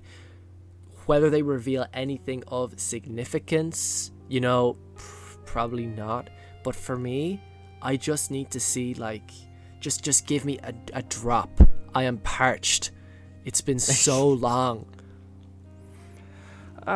It's been over like 1,000 days, but I'm really of the opinion. But who's that counting? I really would love for them to take their time and see it when it's ready to be released within like 8 months to a year. If it's beyond that, we had that with Kingdom Hearts 3, and it was all really fun when we had new trailers and everything, but it feels like they just showed so much of the game by the time it came out that I would really just be, especially since we're in unknown territory right now with Kingdom Hearts 4. It's such a new frontier for the series that I want to be wowed by this game in a way that I haven't been for a long time. I loved Kingdom Hearts 3. I just felt like I saw so much of it beforehand that I would really just love to go in it completely unexpected. And yeah, that's how I feel about that.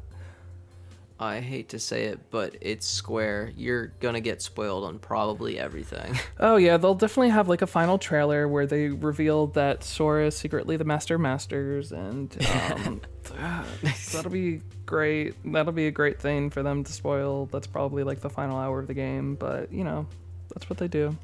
Just to sidebar very slightly, it is so annoying to me that Square keep doing that. Like, I tactically did not watch the final trailer for Final Fantasy VII Rebirth until I finished the game, and then I went back and I watched it, and it blew my mind how much they showed in that trailer.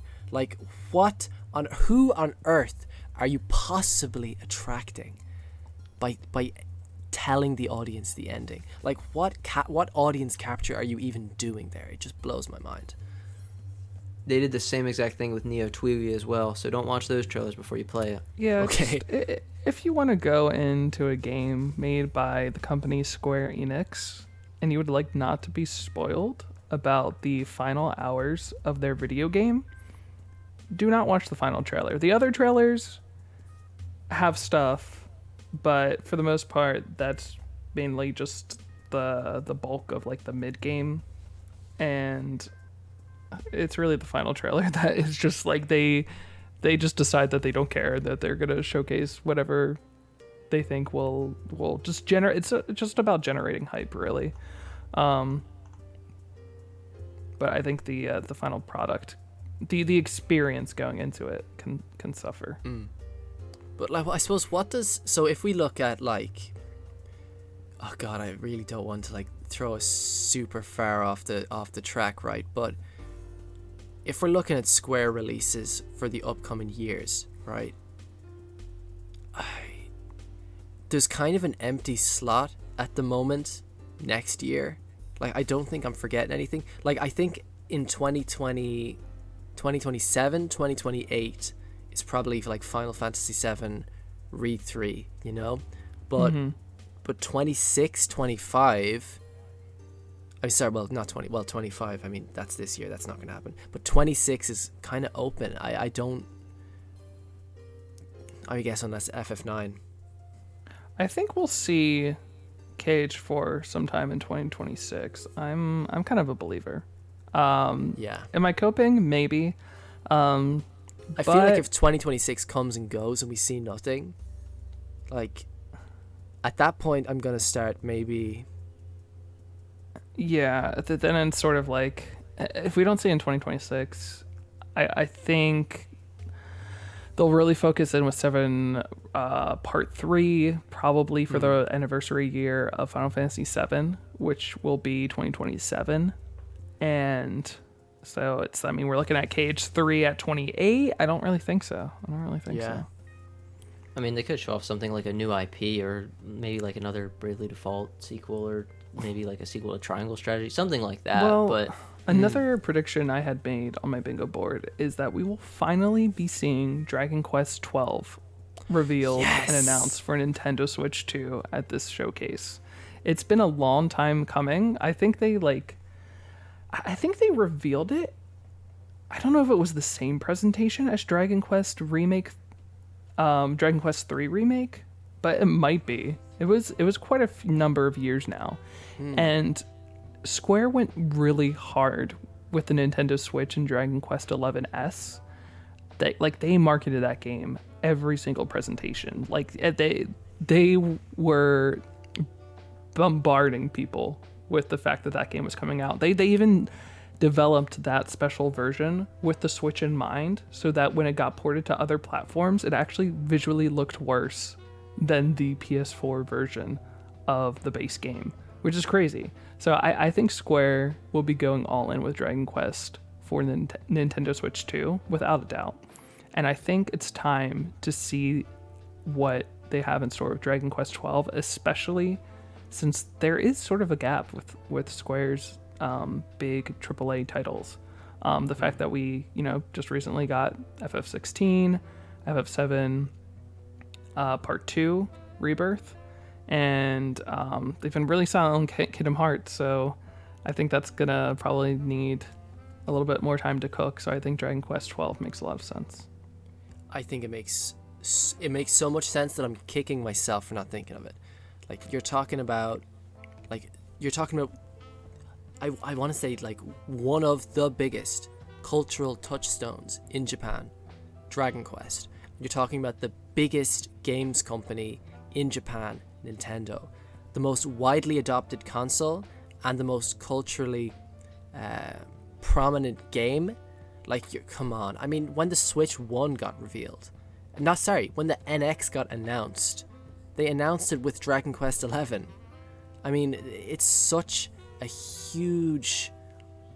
It's these two these monoliths colliding. It's just perfect. It's so perfect. Yeah, so I think that's not a spicy take for me. I think we'll definitely be seeing that. Maybe not at this reveal, but definitely... No. There's a decent chance. I say give or take 50-50. If Square's going to show something and they really want to show up for the presentation, I think this is how they do it. Yeah, but it's a good one. Something that's maybe a little bit more spicier, or maybe of the same sort of heat level, is an update to the Nintendo Switch Online. Being that we will finally be seeing GameCube and Nintendo DS games brought into that library. I think we're going to see both at the same time. I think they really want to hit on because of it's a whole hybrid console type of thing. I don't see getting GameCube and DS separately. I think they're going to be sort of like a bundled package. I think they're going to announce them both at the same presentation. They might not. That's why I kind of had them separated on my bingo card, just to cast my wide net. But I think if we see one, we will be seeing the other. Seeing it at the release of the console seems a little far-fetched to me. I do agree that we're probably going to get GameCube eventually, just because people have been begging for it, and Nintendo has gradually been kind of giving us what we want with stuff like Nintendo Switch Online and older games. We didn't really get the Virtual Console exactly, but they have been gradually drip feeding those things, and GameCube games now are like 25 years old. Like, isn't that kind of freaky to think about? Like, they're really old. Yeah. So I try not at to this think point, about it. like, these things are as old as I am. So they're like retro consoles at this point for a lot of people who are probably watching this video, like maybe even before they were born. So because of that, I do expect to see them eventually, but I don't know, like, do you really want to start off your new console being like, yeah, by the way, we have like old games? Like, I would think you'd want to show off new games, right? Well, I think it's also maybe an incentive to try and transition some of these Switch 1 owners into getting a Switch 2, because I'm going by the basis that a lot of Switch 1 owners who have like an online family membership will be incentivized into getting a Switch 2 if the GameCube and DS are announced for NSO, for specifically Switch 2 can't get them on Switch 1. I think, especially if they already have an online membership, that would just be like an enticing way to get them to transition to the new console. Would Switch 1 users feel like slighted by this if they didn't get it? Oh, without a shadow of a doubt. But I don't think Nintendo's all that averse to doing that. I mean, what's an example of them doing that now? I mean, look, that expansion pack, gating N64 off to a higher tier. I mean, they're not... Nintendo Switch Online is not really a vehicle for consumer-friendly features, I guess, Yeah, I mean, I will say if you do have like 8 members and you are splitting the price, that it's not too bad for the expansion pack. It does require you to have friends / a big family, but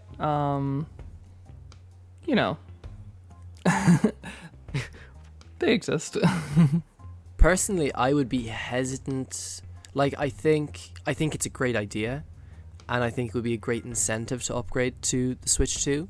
So from that perspective, yeah, for sure. But I think they might be hesitant to do GameCube and Nintendo Switch Online simply because, God, they are making just money hand over fist, remastering with few to no changes their GameCube and Wii library. Like Donkey Kong Country last month, Mario 3D All-Stars, I mean Sunshine and Galaxy, they could have sold those Pikmin separately. 1 and 2. Pikmin 1 and 2. Yeah. I think there's too much Paper money to Mario, be made. Thousand Year Door, yeah. Yeah. Which, I think there's just kind of too much money to be made off of those libraries, to where I think with N64, there's enough people that are hesitant to play those games because of the barrier to entry that is the art style and the presentation and the controls, that you're not losing too much when you give that out for free on a service. But with GameCube and Wii, there's just too much money to be made selling them separately, and I think them giving up even the ability to one day do that, I'm not sure if I see it. I definitely see it with DS. I think DS falls into the same category as N64, to where I don't think someone would be willing to buy like Mario Kart DS, But I would see someone willing to buy Mario Kart Double Dash. Do you know what I mean? Yeah, I do understand that. And they just did like the Metroid Prime remake as well, or remaster. Yeah.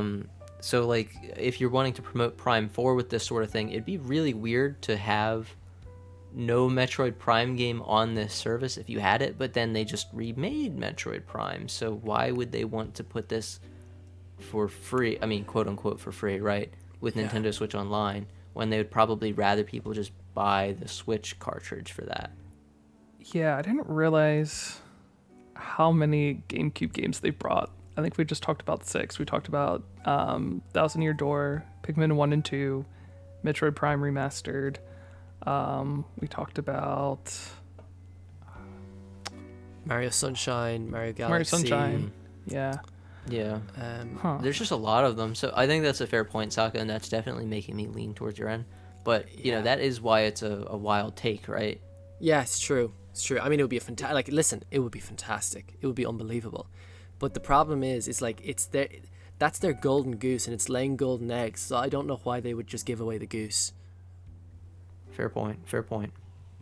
Yeah, I do also believe that there is some market out there where it's just like you could remaster like some of those GameCube games a la Metroid Prime remastered, and also have space to have some of the GameCube games emulated as they were. Like, I think it'd be like a shame for them to sort of leave that on the table when you have like, I don't know, you have like Mario Party 4 through 7. You know, are they really going to come out with like a Mario Party remastered collection and have 4 through 7? Maybe, I don't know, but I feel like there's like a lot of like smaller games where it's not like a remaster or like a re-release for like a standard $70 $60 price tag isn't warranted. And I think people would be down for those cases where you do have your remasters, and to also have the GameCube library, which just is more open up to some of those other games. Like, I don't know, like, are they gonna remaster Melee? Maybe not, but it'd be cool to have it still on the console, and like it'd be a big incentive still for people to want to get into NSO if they haven't been sold already by the SNES through 64 games. So I don't know, I feel like there is space for that somehow. I guess I'm of the opinion that, like, if you're gonna have something like this, there are games that you need to have on there. Like, you need to have Mario Sunshine on this service. You need to have Wind Waker and Twilight Princess on this service. Well, and it's weird because these are all games that got remastered already. So, like, that's the thing. You know, if you're gonna have this GameCube service, right? Like, I 100% agree with you that there is room for, like, Mario Party is a fantastic example. They are never going to remaster those games. I mean, think about WarioWare. Like, there are some games that are just not remasterable, and they're just going to get lost to the annals of time. But that said, if you introduce this GameCube tier and you only put unremasterable games, it's very transparent that that's what they're doing, and they're just making a rod for their own back. I don't think you only have to do it. I think there are people that would appreciate a remaster, like a Wind Waker, like a Prime remastered. I don't know how well Pikmin 1 and 2 were. I think they might have been just ports. I'm not sure. Like, I think you could have it where both exist, where you have the remastered HD updated, and you have the emulated NSO app where it's the game as you grew up with it. And I think you could have both. Also, Sunshine, you can't even buy anymore. You can't buy 3D All-Stars. Timed exclusive, baby. You can't. So, but, like, at the time, though, the presence of Sunshine was such a huge motivator in the sales of that game. Like, imagine, let's say, it's a slow year, and they wouldn't release Melee on its own, but they might say, like, hey, it's the Smash Bros. Anniversary.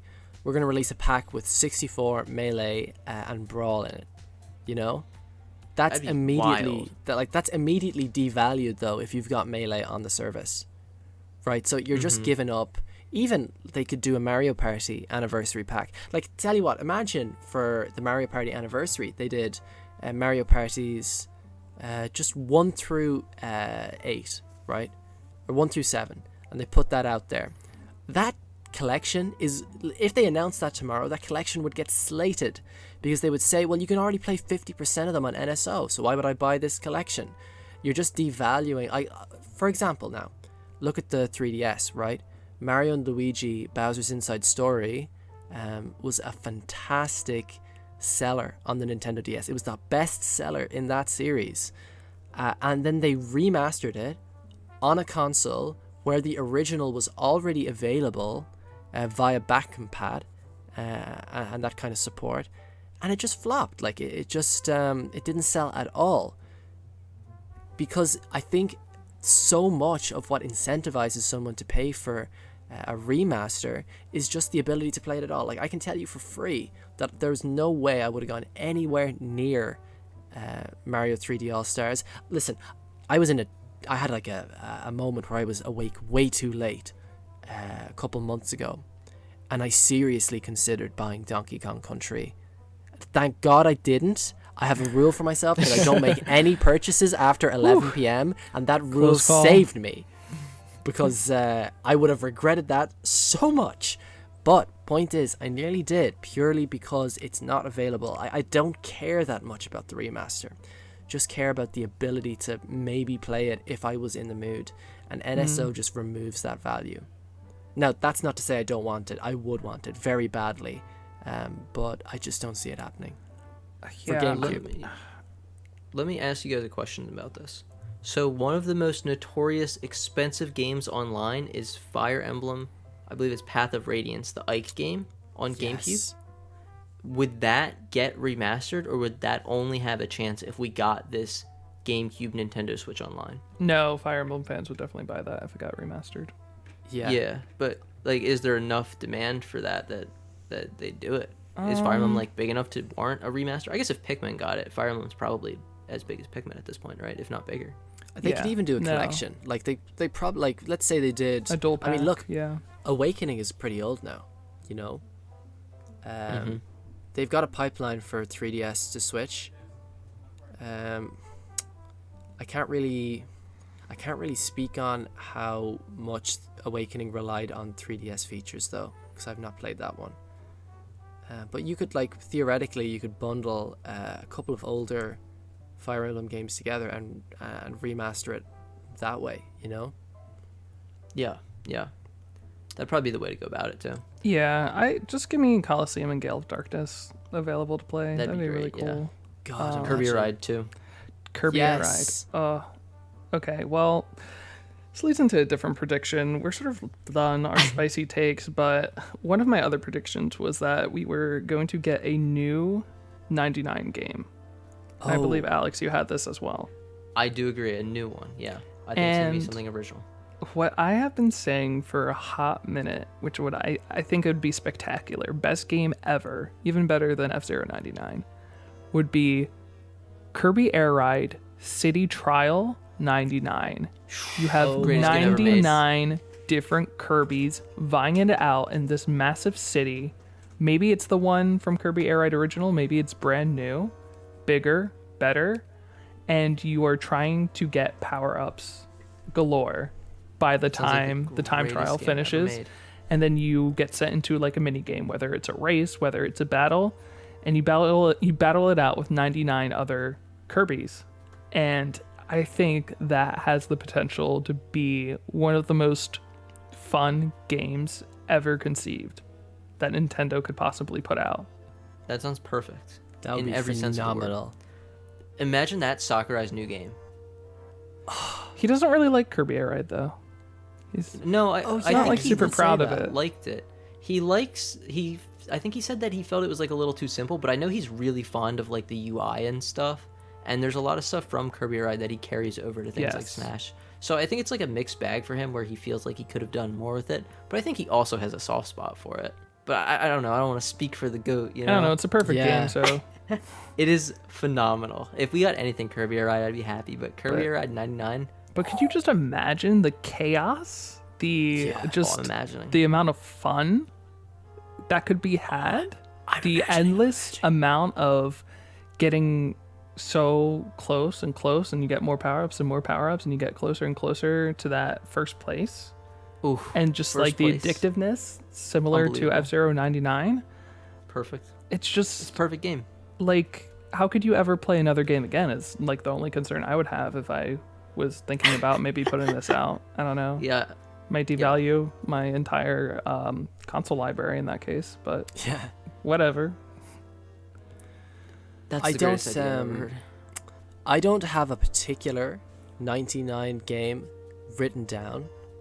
I think the closest thing I have to that is I noted that I think that the new Mario Kart, the subtitle is going to be X-Tream, so like extreme, but also X meaning 10. I'm not sure if the title will be Extreme or if Extreme will be the tagline, because I think Extreme is a little bit hard to pronounce if you put that into katakana.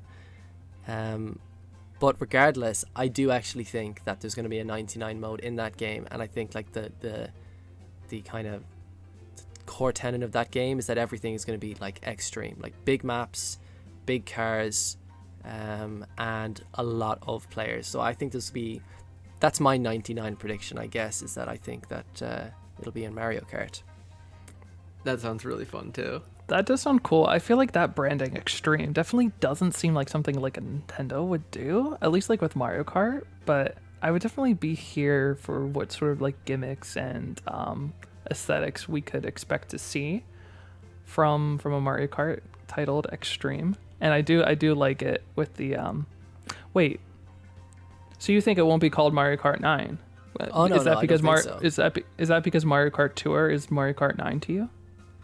No, Mario Kart Arcade GP. No, I'm just messing. I was like, that's kind of like a meme, but I could see it, I guess. No, I reckon Mario Kart Tour is 9 because like I remember I downloaded it when it came out and I was like, this is kind of lame. But you know, in the years since, it's actually pretty good. Like, it's got a good selection of characters. They're not too difficult to unlock. There's a serious selection of maps. It's just a shame that it controls like ass. Yeah, I don't know. I feel like, especially with the booster courses coming to Mario Kart 8, so many of which came from Tour, I'm wondering if that's them acknowledging Tour as a mainline Mario Kart or like a Mario Kart, 9, or if that's like, oh, let's sort of like sweep Mario Kart Tour under the rug and take like the unique parts and just kind of surgically implant it into Mario Kart 8 Deluxe. I'm not sure how they see Mario Kart Tour to them. And the other thing is that I think something that's quite evident with the Switch 2, just as an entity, is that Nintendo are quite acutely aware of the power of numbering things. So, like with the Wii U and going from Wii to Wii U, obviously that was a disaster. I actually didn't think that they would go Switch 1, Switch 2. I was not on that train. However, they did, which means that, maybe they're just of a conservative mind and they're thinking, no risks. Everyone played Mario Kart 8. Everyone knows it's 8. If we say it's 9, everyone will be immediately aware of how it is. Let's not take any risks. I mean, that's definitely a mindset they could be in. Interesting. I have Mario Kart 9 revealed to be a launch title for mine. I think they'll call it Mario Kart 9 specifically for what you mentioned. I think they are definitely taking a more conservative stance. And I mean, Mario Kart 8 is so successful. I think you want people to know this is the next Mario Kart. This is Mario Kart 9. This is the sequel to the most popular racing game, the most popular Switch game, which is one of the most popular, well-sold consoles of all time. I don't think you want any mistake to be made there. Yeah, that's fair. But Mario Kart kind of always sells well, so they might have some room to vary up their naming structure. As long as it's not like a Square Enix title, we'll be fine. No Mario Kart 358 over 2 courses.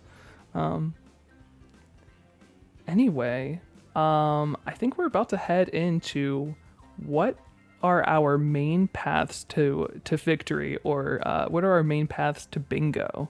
What are the best chances we have based off of our current boards? Alex, would you like to start us off? Yeah, so I see an easy path to bingo for me. We've been recording now, my timer's saying almost 2 hours, so here's what I'm going to do. I'm just going to go through, and I'm going to say these all seem pretty obvious to me. You guys can argue with me if you think any don't make sense.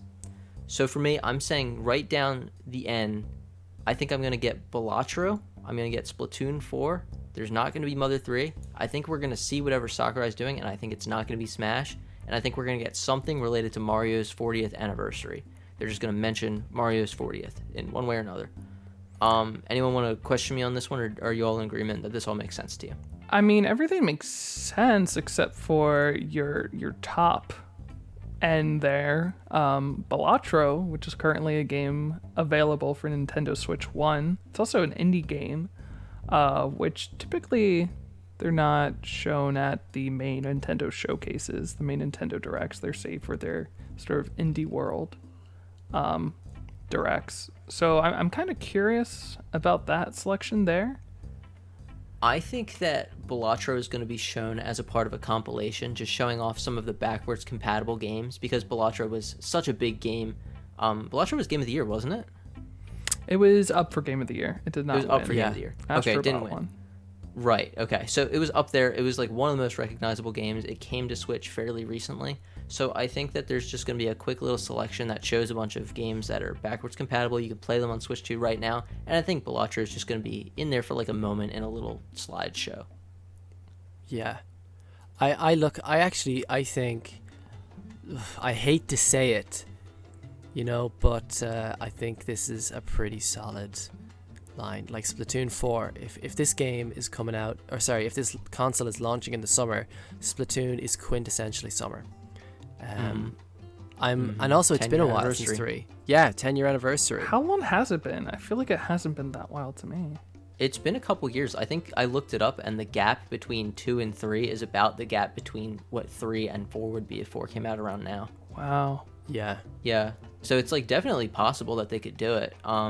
Maybe not necessarily right away, but Splatoon is always a summer game. And again, 10-year anniversary of the series, I think it's almost guaranteed we get something Splatoon related. I think it's one of the only games that Nintendo has, or one of the only series Nintendo has, to where it's equally popular both in the West and in Japan. It is huge. It is huge globally. It's a mega series, and it's got a huge appeal with younger people. I was doing a summer camp. I was hosting a summer camp 2 years ago, a football summer camp, and we had to make names. Like, all the kids were in different teams, and they had to make names for one another. And one team called themselves Team Splatoon, and it just like exploded my mind. Like, I wasn't like used to seeing like kids liking Nintendo in the wild, especially when I grew up with like the Wii U and that. It's huge. It's got such a global footprint. Yeah, I think it's inevitable that we see it this year. Like 100%. I don't think it's going to be right there at launch, but I think we're definitely going to see it in advance. And I agree with you on as well, Mario's 40th anniversary being mentioned. Like, there's a lot of talk about it having been so long since a 3D Super Mario. Whether it's shown or not, I feel it might be shown. I would almost say, I didn't put it down as one of my predictions, but I think it probably will be shown. But even if it's not, it is certainly going to be introduced as being a 40th anniversary kind of game, Absolutely, yeah. Yeah, like a Mario 35, but 40 kind of deal. Yeah, I mean, it might not necessarily be a 3D Mario. I don't know that we're ready for a 2D Mario. I'd have to look at the time schedule for that. But even if it's just like a port of a Mario game, or even if there's like, I don't know why they would do something mobile on a Switch 2 reveal, but if they did something like that, I think one way or another, we're going to get a mention that it's Mario's 40th anniversary. It's their flagship title. Like, they have to acknowledge it. I can see it now. They're gonna have Koizumi walk in. He's gonna say, something you might be aware of is that it is Super Mario's 40th birthday. What a fantastic thing. So many memories over so many years. With that in mind, please take a look at this. And it's going to be Super Mario Run 2. Yeah, exactly. That's what we got. Oh my gosh. The only other thing from my list of 5 here that I do think I will get bingo with this, Sakurai's game. It's been so long since we've seen what Sakurai's up to. We know he was working on it as soon as that Smash Ultimate DLC ended years ago. And based off the gap between when Smash Wii U's stuff ended and when Smash Ultimate came out, I mean, he could have a game ready by pretty much now, if not even sooner.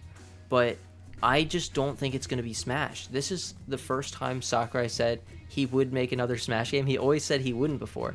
This is the first time he said he would, so I feel like he's reverse psychologying us a little bit here. And I don't know, I think the guy's just got burnout. Like, imagine making all of Smash Wii U and 3DS, all of the DLC, going right into Smash Ultimate, all of that DLC. Like, he's been doing nothing but Smash for like 10 years straight. I think he just wants something new.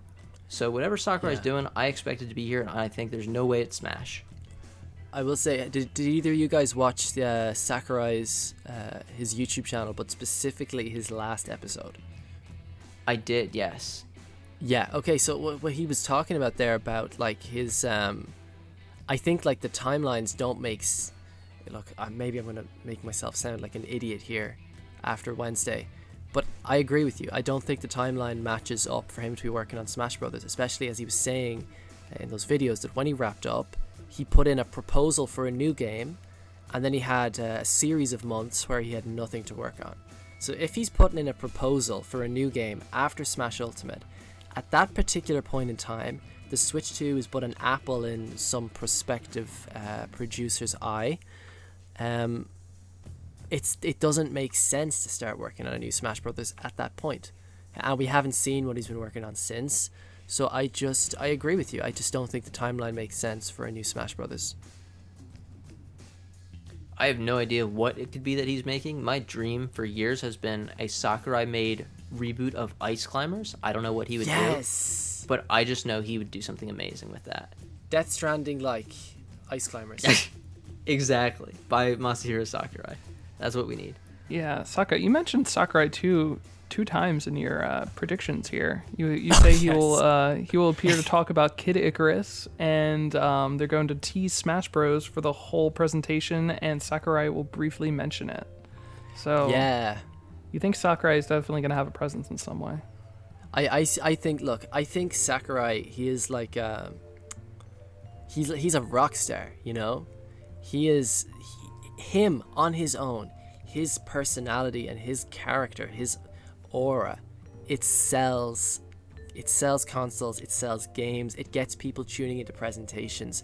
All you have to do is look at the views on his YouTube channel. People love that man, right? I think it's enough.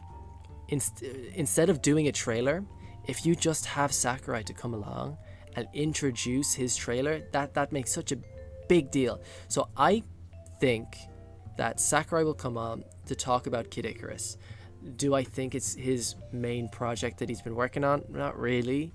But I just think with the mouse functionality and with him talking about Kid Icarus quite a lot on his YouTube channel, I think that it is just such an obvious thing to bring to the next console with the mouse functionality. That said, I do think that they're going to hint at Smash Brothers a lot throughout the presentation, but that they're going to do something similar to what they did in 2013 in January, to where they just announce that it is a thing that exists and it will come out. And I think that has two purposes.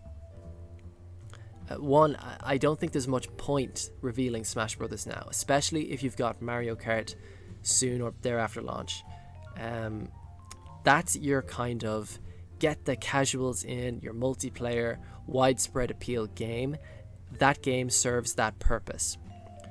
Smash Brothers serves a similar purpose in generating attention and interest from audiences that mightn't necessarily be 100% tapped in from the start. That's your secret weapon. I feel like you need to save that for when the effect of Mario Kart has kind of past, you know? So I don't think they want to waste Smash Brothers too early in regards to the pull it will have, but I think mentioning it is enough to sell people on it before you go and just give a full reveal. Interesting. I love it. Yeah. We need more Smash in our lives. One of the best games ever made. Yes. Now, I mean, it is. And whether it's going to be a port of Ultimate or it's going to be a new game, I'm here for it because you can't really outdo Ultimate's cast. So if they want to do a revamp of Ultimate, I'd be fine with that, which is definitely the opposite Yeah. of how I felt with Smash 4 going into the Switch as a port. But Ultimate, it's just one of the best fighting games ever created, one of the best games. The amount of content it is just insanity. But Saka, I want to talk about your path to victory. Okay. What is your path to victory? My path to victory is going to be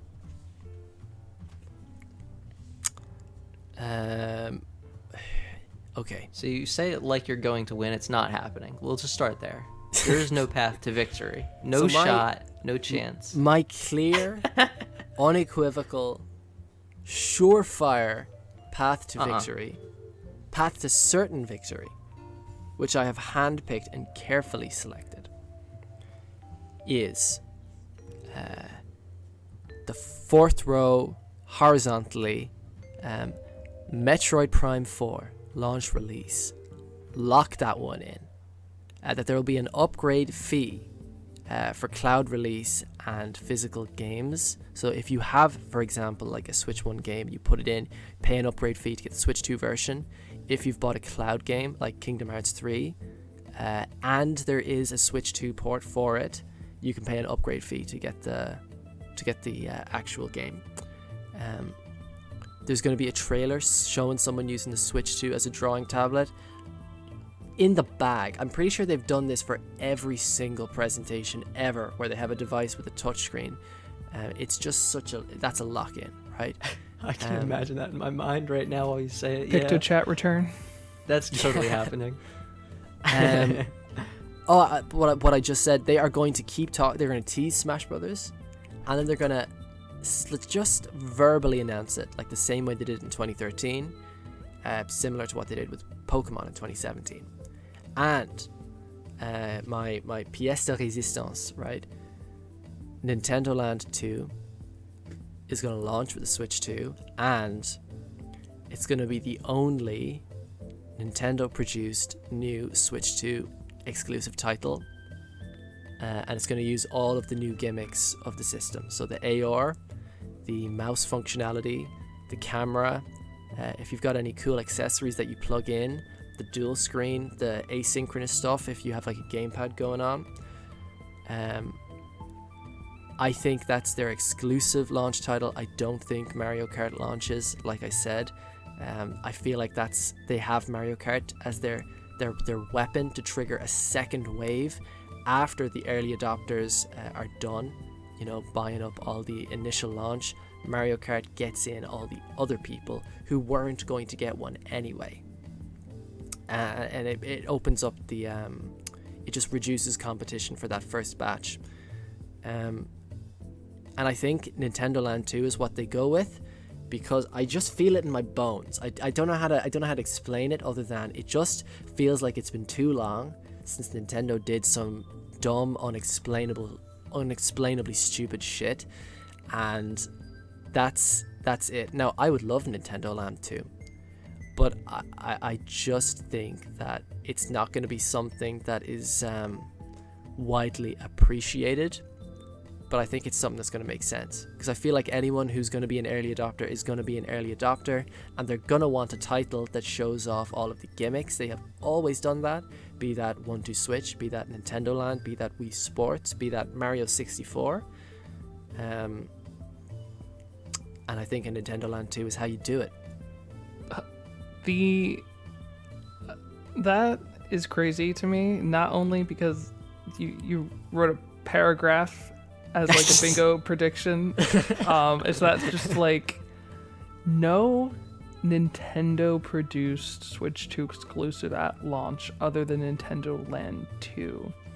Do you think that like shows like a sign of worry for Nintendo if they do that? If they don't have something yes, like I think so. I think people will be worried. Like, I think it'll be undue worry, because I think ultimately it won't matter, because they've got Mario Kart down the line, they've got a 3D Mario down the line, they've got also, like, Nintendo are huge. I don't think this is going to be a problem. I think people will construe it as a problem, but like I don't see anything else happening, because look, Metroid Prime 4 is going to launch, I think that Twilight Princess and Wind Waker will be remakes, like remasters at launch, to kind of get some stuff on the market. Especially if you've got Metroid Prime 4 at launch, you're going to cannibalize sales if you put a 3D Mario there as well. So they obviously have to have an exclusive. They need an exclusive, and they need something that shows off the gimmicks. Yeah, I guess I wasn't reading that because Metroid Prime 4 obviously is developed by Retro. And it's not going to be exclusive to Switch 2. It's going to be on Switch 1. Right. Okay. That makes sense. So I don't see them doing, like, they need a gimmick game, but if they have a non-gimmick game as well, a la like Breath of the Wild, you're just going to cannibalize Metroid Prime 4. And there's also just no point, because like I was saying, you know, however many million units they ship out in their first wave, they are all going to get snapped up, whether they have a killer app or not. It's just a fact. They are all going to sell out because the early adopters are going to swoop in like vultures. It's going to be impossible to get one. So there's no point, I think, in my opinion, right, in my completely uneducated opinion, I don't think that there is any real reason for them to drop a killer app to incentivize people to buy something that is going to sell out. You know, you might as well save it for, like Mario Kart. I just think it's going to be a month after launch when they have more units they want to sell. I don't agree with the Smash thing, just because I understand like what you're saying, that it makes sense to kind of like tease it and nudge at it a little bit. But I think that of this list here is probably going to be what holds you up the most from getting Bingo, because it's just kind of weird to say that they're going to do a Smash, especially if Sakurai presumably isn't the one making it, unless he's doing like that and whatever other game he's doing side by side. Like, why announce it now? I would say he's certainly doing it side by side. I imagine it's not full production. Yeah, okay. So you're saying he's like doing it as a producer, but like probably is more hands off. Like, do you expect him to get more involved as it gets further into production, or yeah, how do you expect that to go? 100%. Okay. Like, look at I think the closest, maybe the only example I can think of right now is Tetsuya Nomura, who was working on Kingdom Hearts 3 heavily in 2018, or before 2018, but it came out in 2018, and simultaneously working on the Final Fantasy VII Remake. But he became far more hands-on with Final Fantasy VII Remake as soon as Kingdom Hearts 3 came out. But he was still able to work on those simultaneously. Look, Smash Brothers is the same way that Kingdom Hearts is Nomura's baby. Smash Brothers is Sakurai's, and you cannot do one without him. That said, if he's working on another project, I can imagine he's dividing his time such that, you know, he's putting some emphasis in Smash Brothers while he's getting his main project out the door, and then he's going to move over to working on Smash Brothers full time. I imagine that's how it's going to go. Like, if there is a new Smash Brothers, it's definitely going to be him. I just don't think you can do it without him. I guess I just can't imagine, like, Nintendo tends to announce their things somewhat before they come out, and it would be so weird to announce, hey, we're working on a Smash Bros. Before, like, we have our 3D Mario even confirmed. I mean, even if they confirm the 3D Mario in this Direct, it seems a little weird to label two of those heavy hitters at the same time. Like, why would you not save Smash for, say, the next Direct, or, like, maybe one early next year? I don't buy it just yet, but I also do acknowledge that it's not outside the realm of possibility if Nintendo wants to hold fans over. Like, I will say, for me, now granted, Nintendo have changed a lot, but I recall that for the Wii U, they said it in, I think, January of 2013. They teased it. They just said, there's going to be one, and we're going to reveal it soon. For the Wii, they did the same. At the Wii reveal, they said, there will be a Smash Brothers that is the sequel to Melee on this console. At the GameCube reveal, they had some concept footage, as far as I remember anyway. To me, it's like, I don't think their launch lineup is going to be strong. But I think them just saying Smash Brothers on its own, just the same way they just put the logo up for Metroid Prime 4 in 2017, it's just it's a promise, you know. When you're trying to sell someone on a platform, you want to get people to invest in a platform, you gotta convince them that it will be good, not just at launch, but it will be in 4 to 5 years. So that's the promise that I feel like they will make, is that, yeah, there's going to be Smash Brothers on here. I certainly hope for it. I think that'd be an amazing announcement, and probably one of the things I'd be most excited for. So yeah, if we see it, like, there you go. But you're not getting bingo. You're not gonna win. But if you do get bingo and it's for this, okay, I'll give it to you. Well, I certainly hope you don't get bingo. I love to see Smash. I get hyped every time, no matter what. But as far as bingo goes, yeah, this is definitely not happening. You're so cooked, Sokka. Sorry. And now to confirm the cooking, I will highlight my path of victory here, and I think it's probably pretty solid. Honestly, I would say I have multiple paths of victory. This, I think, is just if I had to choose one, this would be the one. But you know, I always have multiple paths. I'm always thinking 10 steps ahead. I plan for every eventuality. I'm like Xehanort, every eventuality. If you might be a bit undercooked then. Let's just put in that one. Sorry.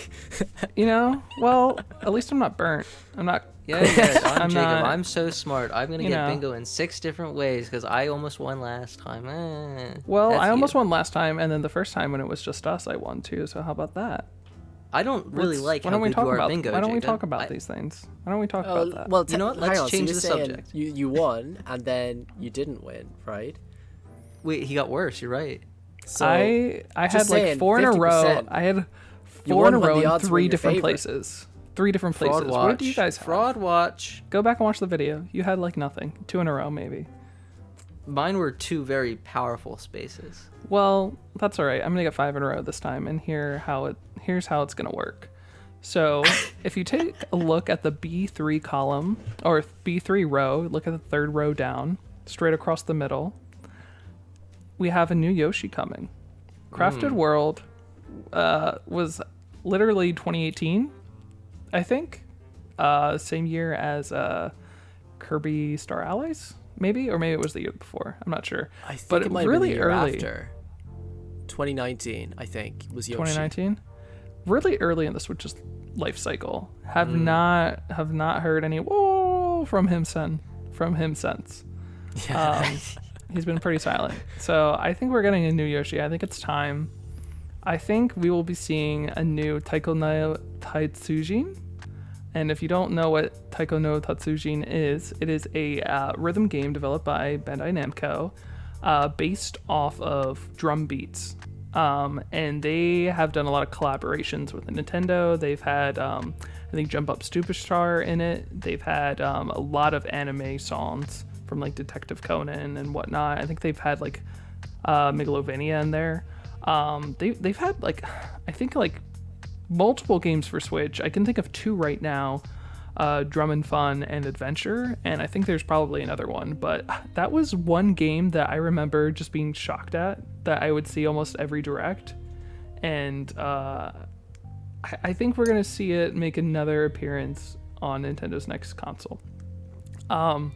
Now, for my free space, I will not be participating in any clownery for this presentation. I will not be putting on the suit. I will not be wearing the wet red shoes, the red nose, the rainbow wig. Wet shoes. That's not happening today. I'm sorry. I know Sora does have clown shoes, but guess what? He's not going to be at this presentation. So, clownery not happening. There's going to be no KH4. Ooh, there's some at this seeding direct. in there. And that's just the truth. That's just the truth. I mean, they're literally reworking it for Unreal Engine 5. They're reworking this game for Unreal Engine 5. I don't even know if the Switch 2 will be capable of running it. That is the freest free space. You're so right. So, sorry to everyone. I would love to see KH4. And if I'm wrong, I don't even care. If I'm wrong, I don't care. But I live in a world of reality, not a world of fiction, not a world of unreality. Is it too much to dream? Is it too much to dream, Jacob? Is it too much to want to look out in the morning and see a bright and blue, wonderful sky? To have the azure rays of the sun paint your somewhat dull world in bright, blinding light? maybe I'm just a dream eater. I don't know. Or a Okay, nightmare. He However cooked you with that one, interpret it. guys. I have to get back to the drawing board. I can't believe you would throw bingo in the hopes of a Kingdom Hearts game, Sakka. That's crazy. It is Jacob who is throwing bingo in the names of Kingdom Hearts. Impossible. He is giving up his free space. How What are we on? how foolish, how naive you are. Are we on day like 1080?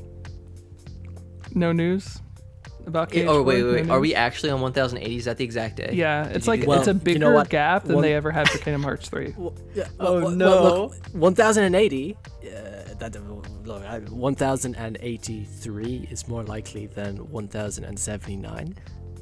Guys, The more we're days so that go overdue. by, the more likely it is that they show it. Listen, I'm just playing to the probabilities. you Well, know? Any day now. Any I day now, mean- surely.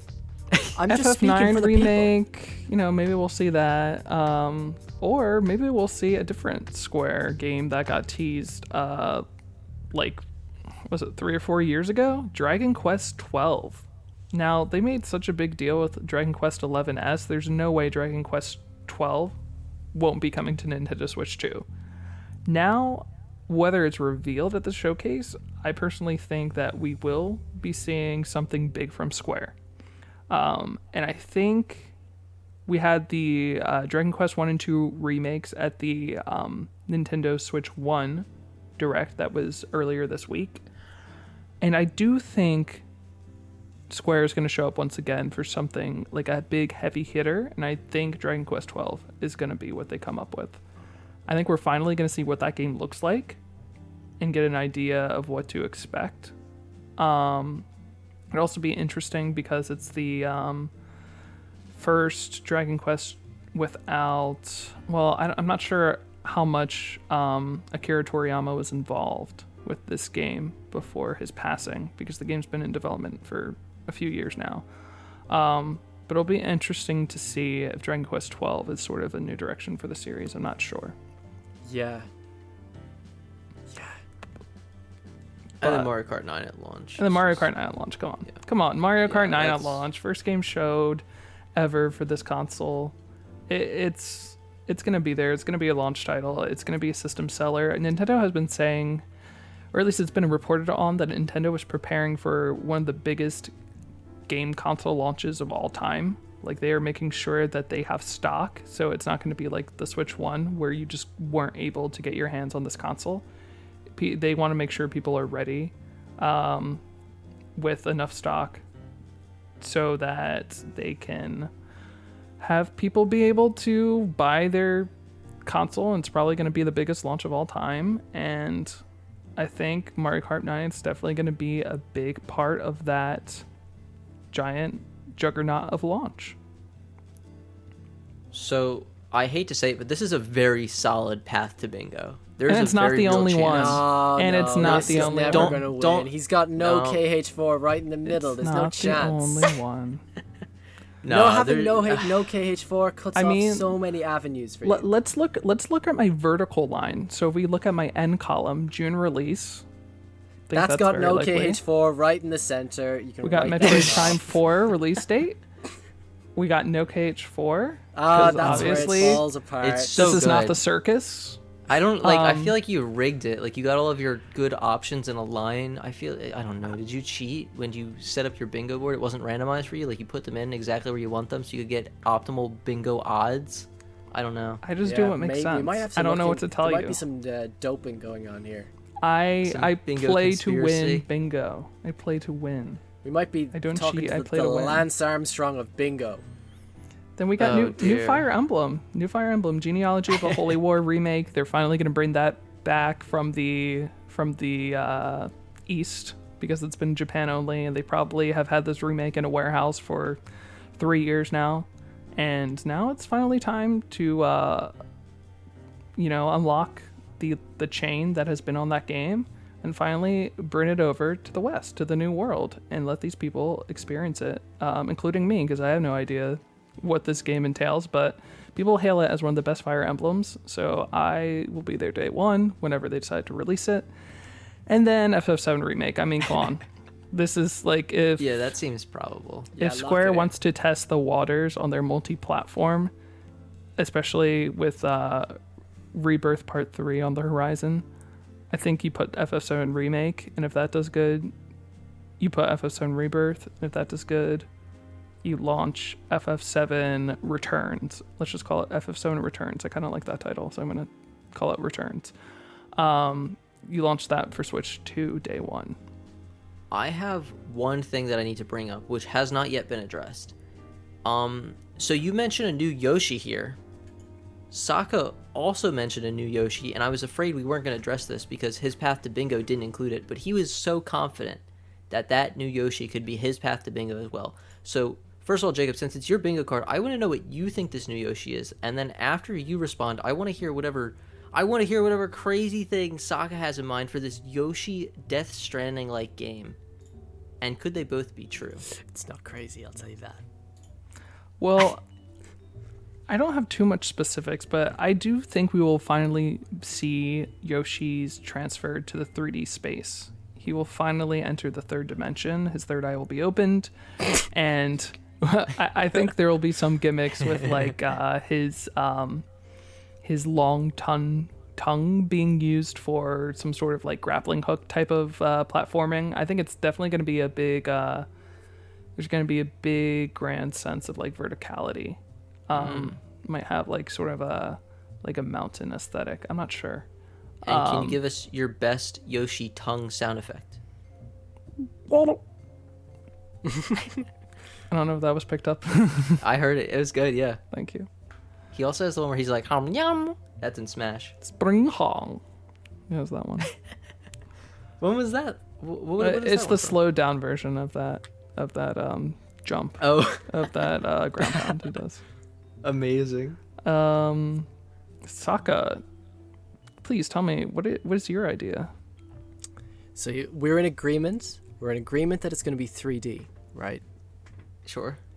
So, you tell me, right? I've written here Yoshi Death Stranding like. What if I were to tell you that Yoshi's Island already is a Death Stranding like? You tell me, what game am I describing here?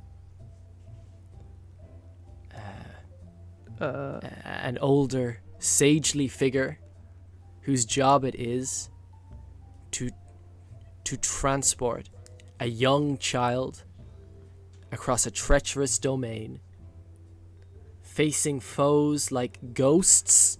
Oh my gosh. That the further you go on, the more treacherous the land becomes, the more demonic the entities appear. Am I talking about Death Stranding or am I talking about Yoshi's Island? Yoshi's a sage? I can't tell. A sagely figure. A sagely is he? He's a I would say dinosaur. so. Oh, you're going to argue that one. He's wise. He knows the lay of the land. He's a got an deliverer. island named after him. So Yoshi's Island. how much of this new Yoshi game has to have Death Stranding elements for it to count for the sake of bingo? That's what I want to know. What has to be there? 100%. So here's what my pitch is, right?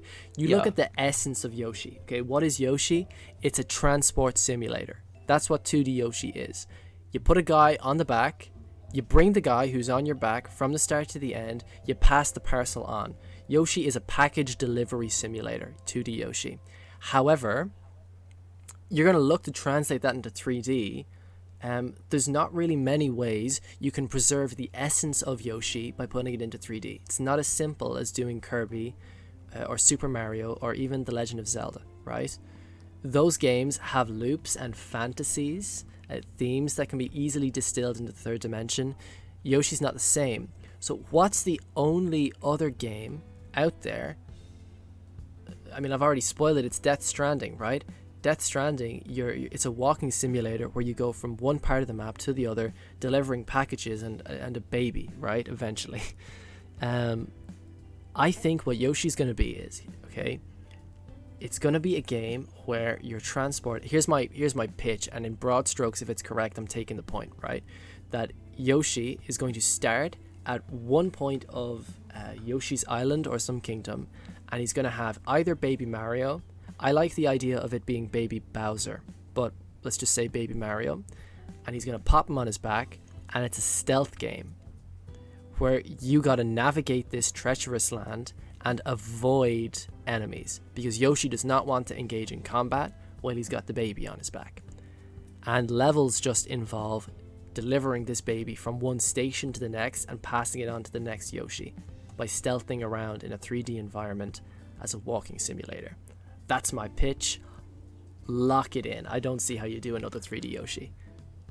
But will Yoshi go on for like an hour-long monologue during many of these games in-game cutscenes? And what will with that certainty. say about human existence and existentialism and whatnot? Well, Wow, I think this is a deep game. I think they're going to get Ben Starr to voice Yoshi. I think that's my first. That's perfect. That is so perfect. And Oh, yeah. yeah, so Clive Yoshi. I think that's it. I think it's going to be Clive Yoshi. I think it's going to teach us about the struggle of parenthood. That we don't choose. We don't choose. Sometimes we don't choose to be a parent, or we don't feel we're ready for it. Rather, but that responsibility is one that is taken on by us all at some point, and we do our best. And I should have written something down before I started talking. Finally, a mature take on Yoshi, guys. It's been so long. The last one was Yoshi Touch and Go.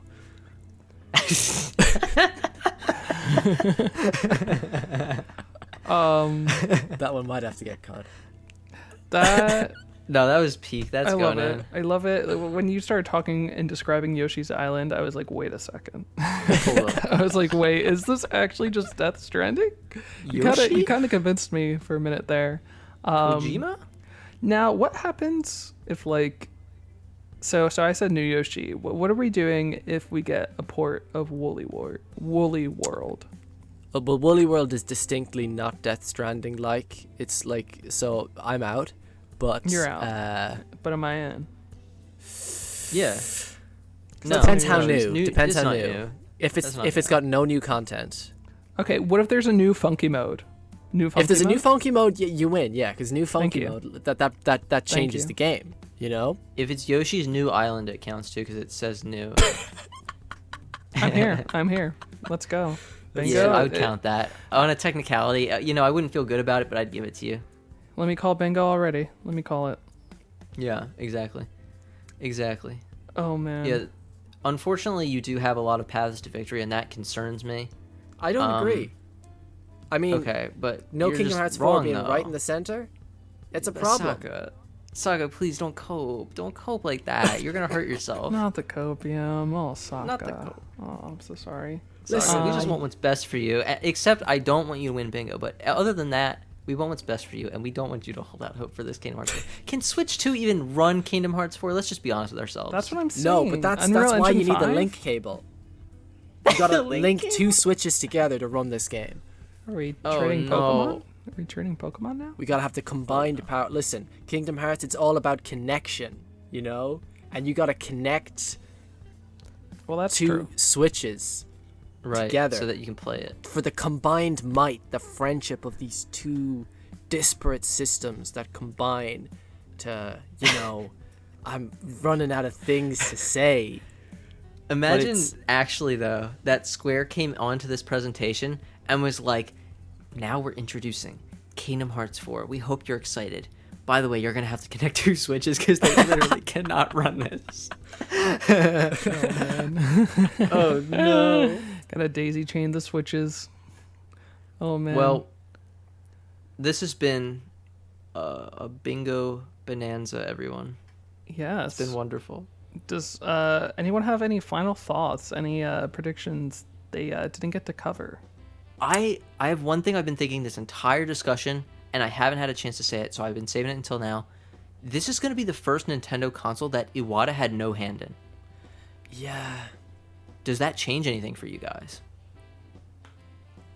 Do you That's think a we're going to good see point. Nintendo act differently because Iwata had no hand?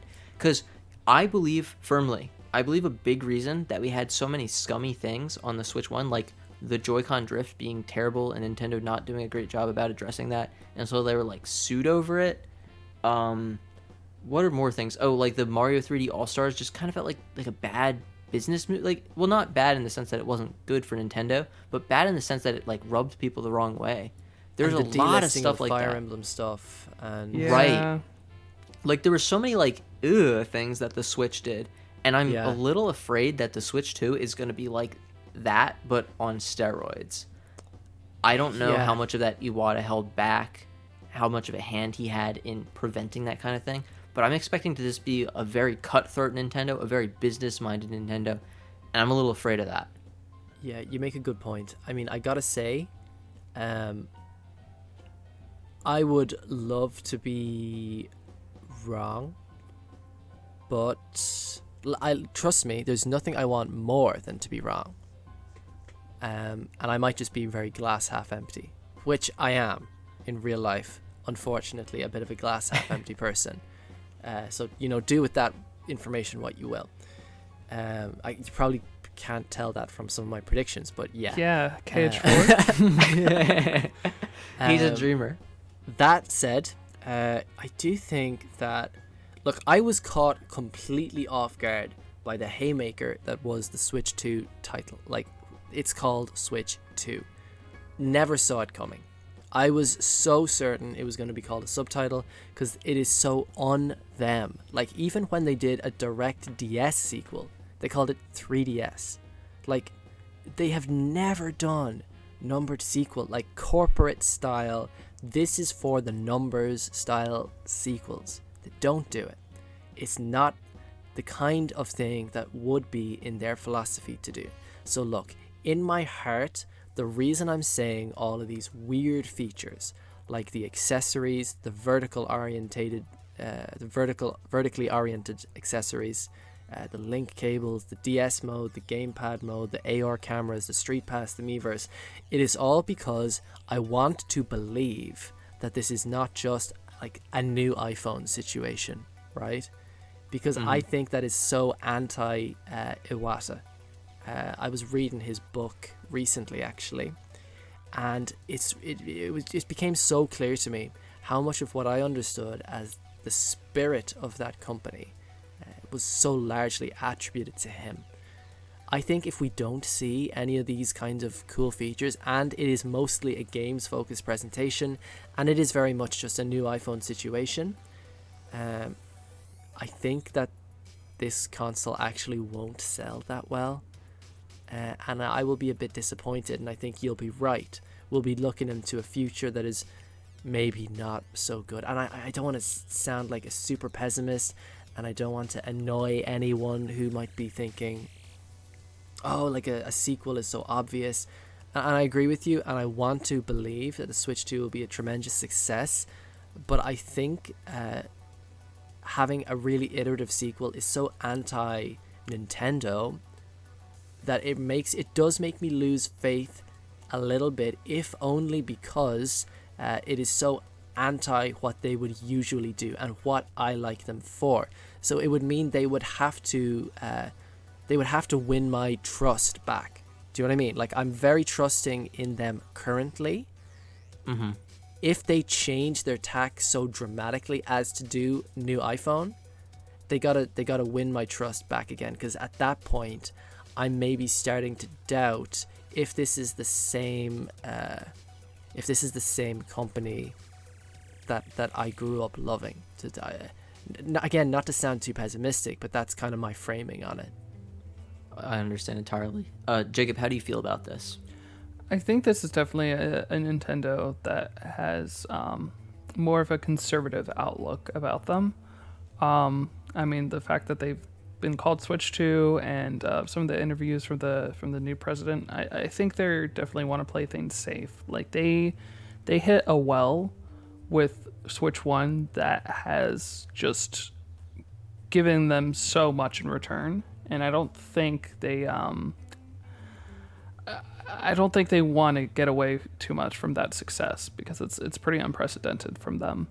I think more of the tell is going to be what we see in the software. Are we going to see more of a conservative look with some more non-iterative games, more of like by the books, by the formula Nintendo Nintendo games from each of their IPs? Are they going to be experimental with that? I think that's really how we're going to know for sure. And I don't know. I think I'm hoping that they've given themselves the opportunity to really iterate for like the next console, because they can't keep doing Switch 2, Switch 3, Switch ad nauseum. I sort of give them a pass here because the Switch was so successful. Where do you even go from there? You know? I don't know if the gaming landscape would be ready for whatever is to come next, but I hope that there is something next that they have at least in mind, or that they're experimenting with for after the Switch, because you can't keep it up forever. I think they know that. Like, I love Nintendo for how they've experimented. Like, if you look at, they are the company that made, it's no exaggeration to say that they are the company that made video games what they are today. So many of what we say is standard today came directly from them. Like, even the Steam Deck, right, wouldn't exist without the Switch. That's a recent example. But I firmly believe that so many of the innovations that even other companies have made are directly inspired by the kinds of things Nintendo make. I don't think iPod Touch exists without Nintendo DS. I don't think so many handheld devices exist without Game Boy, you know? Flippin' joysticks don't exist without Nintendo 64. Every time they push outside the box, they just expand what everyone else is capable of doing. That's what I love them for, you know?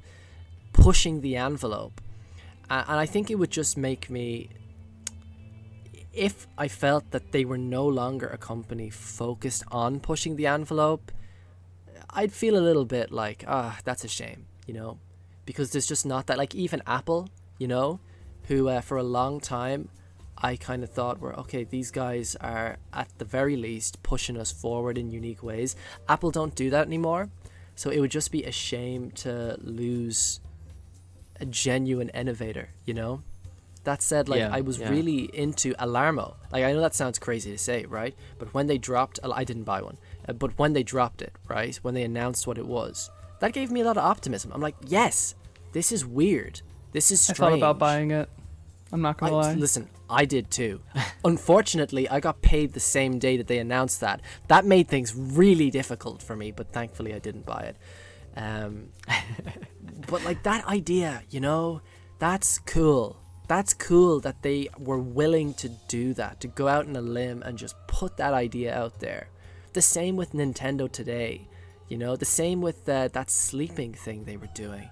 Like, these ideas are sick. They're cool. The theme park thing. If you go to Nintendo World or whatever it's called in Tokyo, that you have this little AR thing watch that you wear on your wrist, and you like play a game as you go around the park. I don't know how it works, but like, it's those ideas that are just so important. Nintendo. They're important things, you know, for just for you know, I guess not to deep it too hard, but for art, these are important things, you know. So it would be a shame if the well of Iwasa ideas had run dry and that this was it, you know. I think stuff like Alarmo gives me faith that it's not, but you know, remains to be seen. For now, I'm choosing to be optimistic, as you've seen with my predictions. I'm choosing to believe that it's going to be good. I think it can be. I think it can be. I think like this Nintendo app that we're getting for the news is kind of a sign of like an old Nintendo thing. Sakka's been talking a lot in this discussion about the idea of them going back to their walled garden sort of design. And it does seem like Nintendo is borrowing a lot from even potentially the Wii U era in that way, which is sort of weird considering the Wii U was such a monumental failure for Nintendo. Given that, I think that we can expect to see them still continue to be weird and do weird stuff. It's just a question of how prominent that will be versus how much will be strictly pursuing business interests. Because I believe the new president is not a developer like Iwata was, but correct me if I'm wrong there, if either of you know. But like Iwata started from like the ground floor, so when he's running the company as the president, he's running it like a developer would. And that might not be the case anymore necessarily, but Nintendo's still been putting out great games throughout the Switch's lifespan. They've been doing some weird, wonky things that seem cool to me. So I'm hopeful that that will all continue with the Switch too. And I don't know about y'all, but I'm personally really excited for this announcement. Even if there are no games I'm excited for, just the thought of seeing a new console and getting to see like the release date and when all this stuff is going to happen, that's cool to me. So I'm looking forward to it. If you were to I score agree. your excitement, where do you guys currently land for your hype about this presentation? I think I'm a solid 8. I'm gonna tune into this and I'm gonna be like anticipating the day that it happens. Nice. Sokka? I'm just gonna be completely honest. So if 10 is max, I'm 10 because this is I've not been more excited. I've not been more excited for one of these presents. Like since January 2017, not been more excited for one of these presentations. These kinds of console reveals are my favorite. I go back and I watch these for years to come. This is going to be, for me, like I am so excited because we only get to see what this thing will be able to do once, you know? This is we're going into this. This is the last couple days where we don't know what a big gimmick is or what a cool new feature is. Like in 10 years time, we're going to know the Switch 2 as the thing that was able to do AR, but there's going to be a 30-second period. Maybe I'm, yeah. You're already giving yourself bingo points. But for for a brief 30 seconds, they're going to reveal something that none of us have even thought of, right? And we're going to be looking at it, and our minds are just going to explode with possibility. You know, that's only going to happen one time. And God, I just can't wait. You know, I can't wait to just experience that. You know, The magic day's coming. It is. Yeah, I hear you. I think I currently land in like a 6 or 7, just because there's so little that we know, but there's also a lot that we know via leaks, right? So are they just going to show off mouse functionality? Are they going to show off like DLSS? Are they going to show off like 4K resolution? Like a lot of that stuff we already know. It's more in the stuff that we don't know, and what we don't know is just what we don't know. So I'm at a place where I just don't have crazy expectations, but of course Nintendo's all about sort of subverting those, so it could very easily ramp up to a 10 just over the course of the presentation itself, depending on what they how they sort of open things up. But right now I'm pretty tame. I'm excited, but I'm not super antsy. are you guys more hoping that, like, let's say on this, like on a split time wise, like percent, would you guys be leaning more towards wanting there to be like games revealed or shown, or hardware kind of revealed or shown, like use cases for hardware? Well, I can be patient. If games are coming later, I can wait for games later. And I guess there's like no chance to redo the hardware if we don't get it now. So I probably would be more excited if we saw cool hardware stuff, just because this is our only opportunity to get that. For me, I think I'm more excited about the software. I'm excited to see what games are in the pipeline. The hardware, I don't know. I feel like I just don't see there being too much crazy stuff that I mean, there's the whole thing with like the C button or whatever, or I don't know. I'm excited to see like what games are gonna look like for this console finally. What are we gonna get out of like a new Mario Kart? 'Cause we haven't had that in over 10 years. What are we gonna see from the next 3D Mario? Like I think I'm definitely split, favoring what we're gonna see of the software rather than any hardware that they're gonna show. Yeah, that's fair. I mean, for me personally, I think a lot of my predictions reflect the fact that I am super excited to see what they do with hardware. Like for me, almost even if they went 75% the presentation on hardware and they just showed a couple games at the end, I'd be cool with that. Like I want to see interesting, unique use cases. I want to see ways to use this system that I can't even conceive of right now. Like these geniuses over at Nintendo that are constantly coming up with new and unique and innovative ways to... These are the same people who came up with Nintendo Labo. Like, let's see some really cool, interesting use cases, you know? Yeah. God. It's going to be awesome. It's going to be awesome. Street Pass yeah. for 20 minutes, please. We're going to have a blast discussing this once it actually gets revealed too. And tallying up our bingo boards, of which I will be victorious. Thank you. You guys are going to really love Boku no Natsume too. I don't expect to be playing it soon, but I might play it anyway out of sympathy for you. I don't even need to say anything because I'm quite above this, not gonna lie. Yeah, I mean, you're not even in contention with having no Kingdom Hearts 4 right through the center. Surely. I'm sure you're putting the clown makeup on right now as we speak. It's already been ordered from Amazon Prime next day delivery.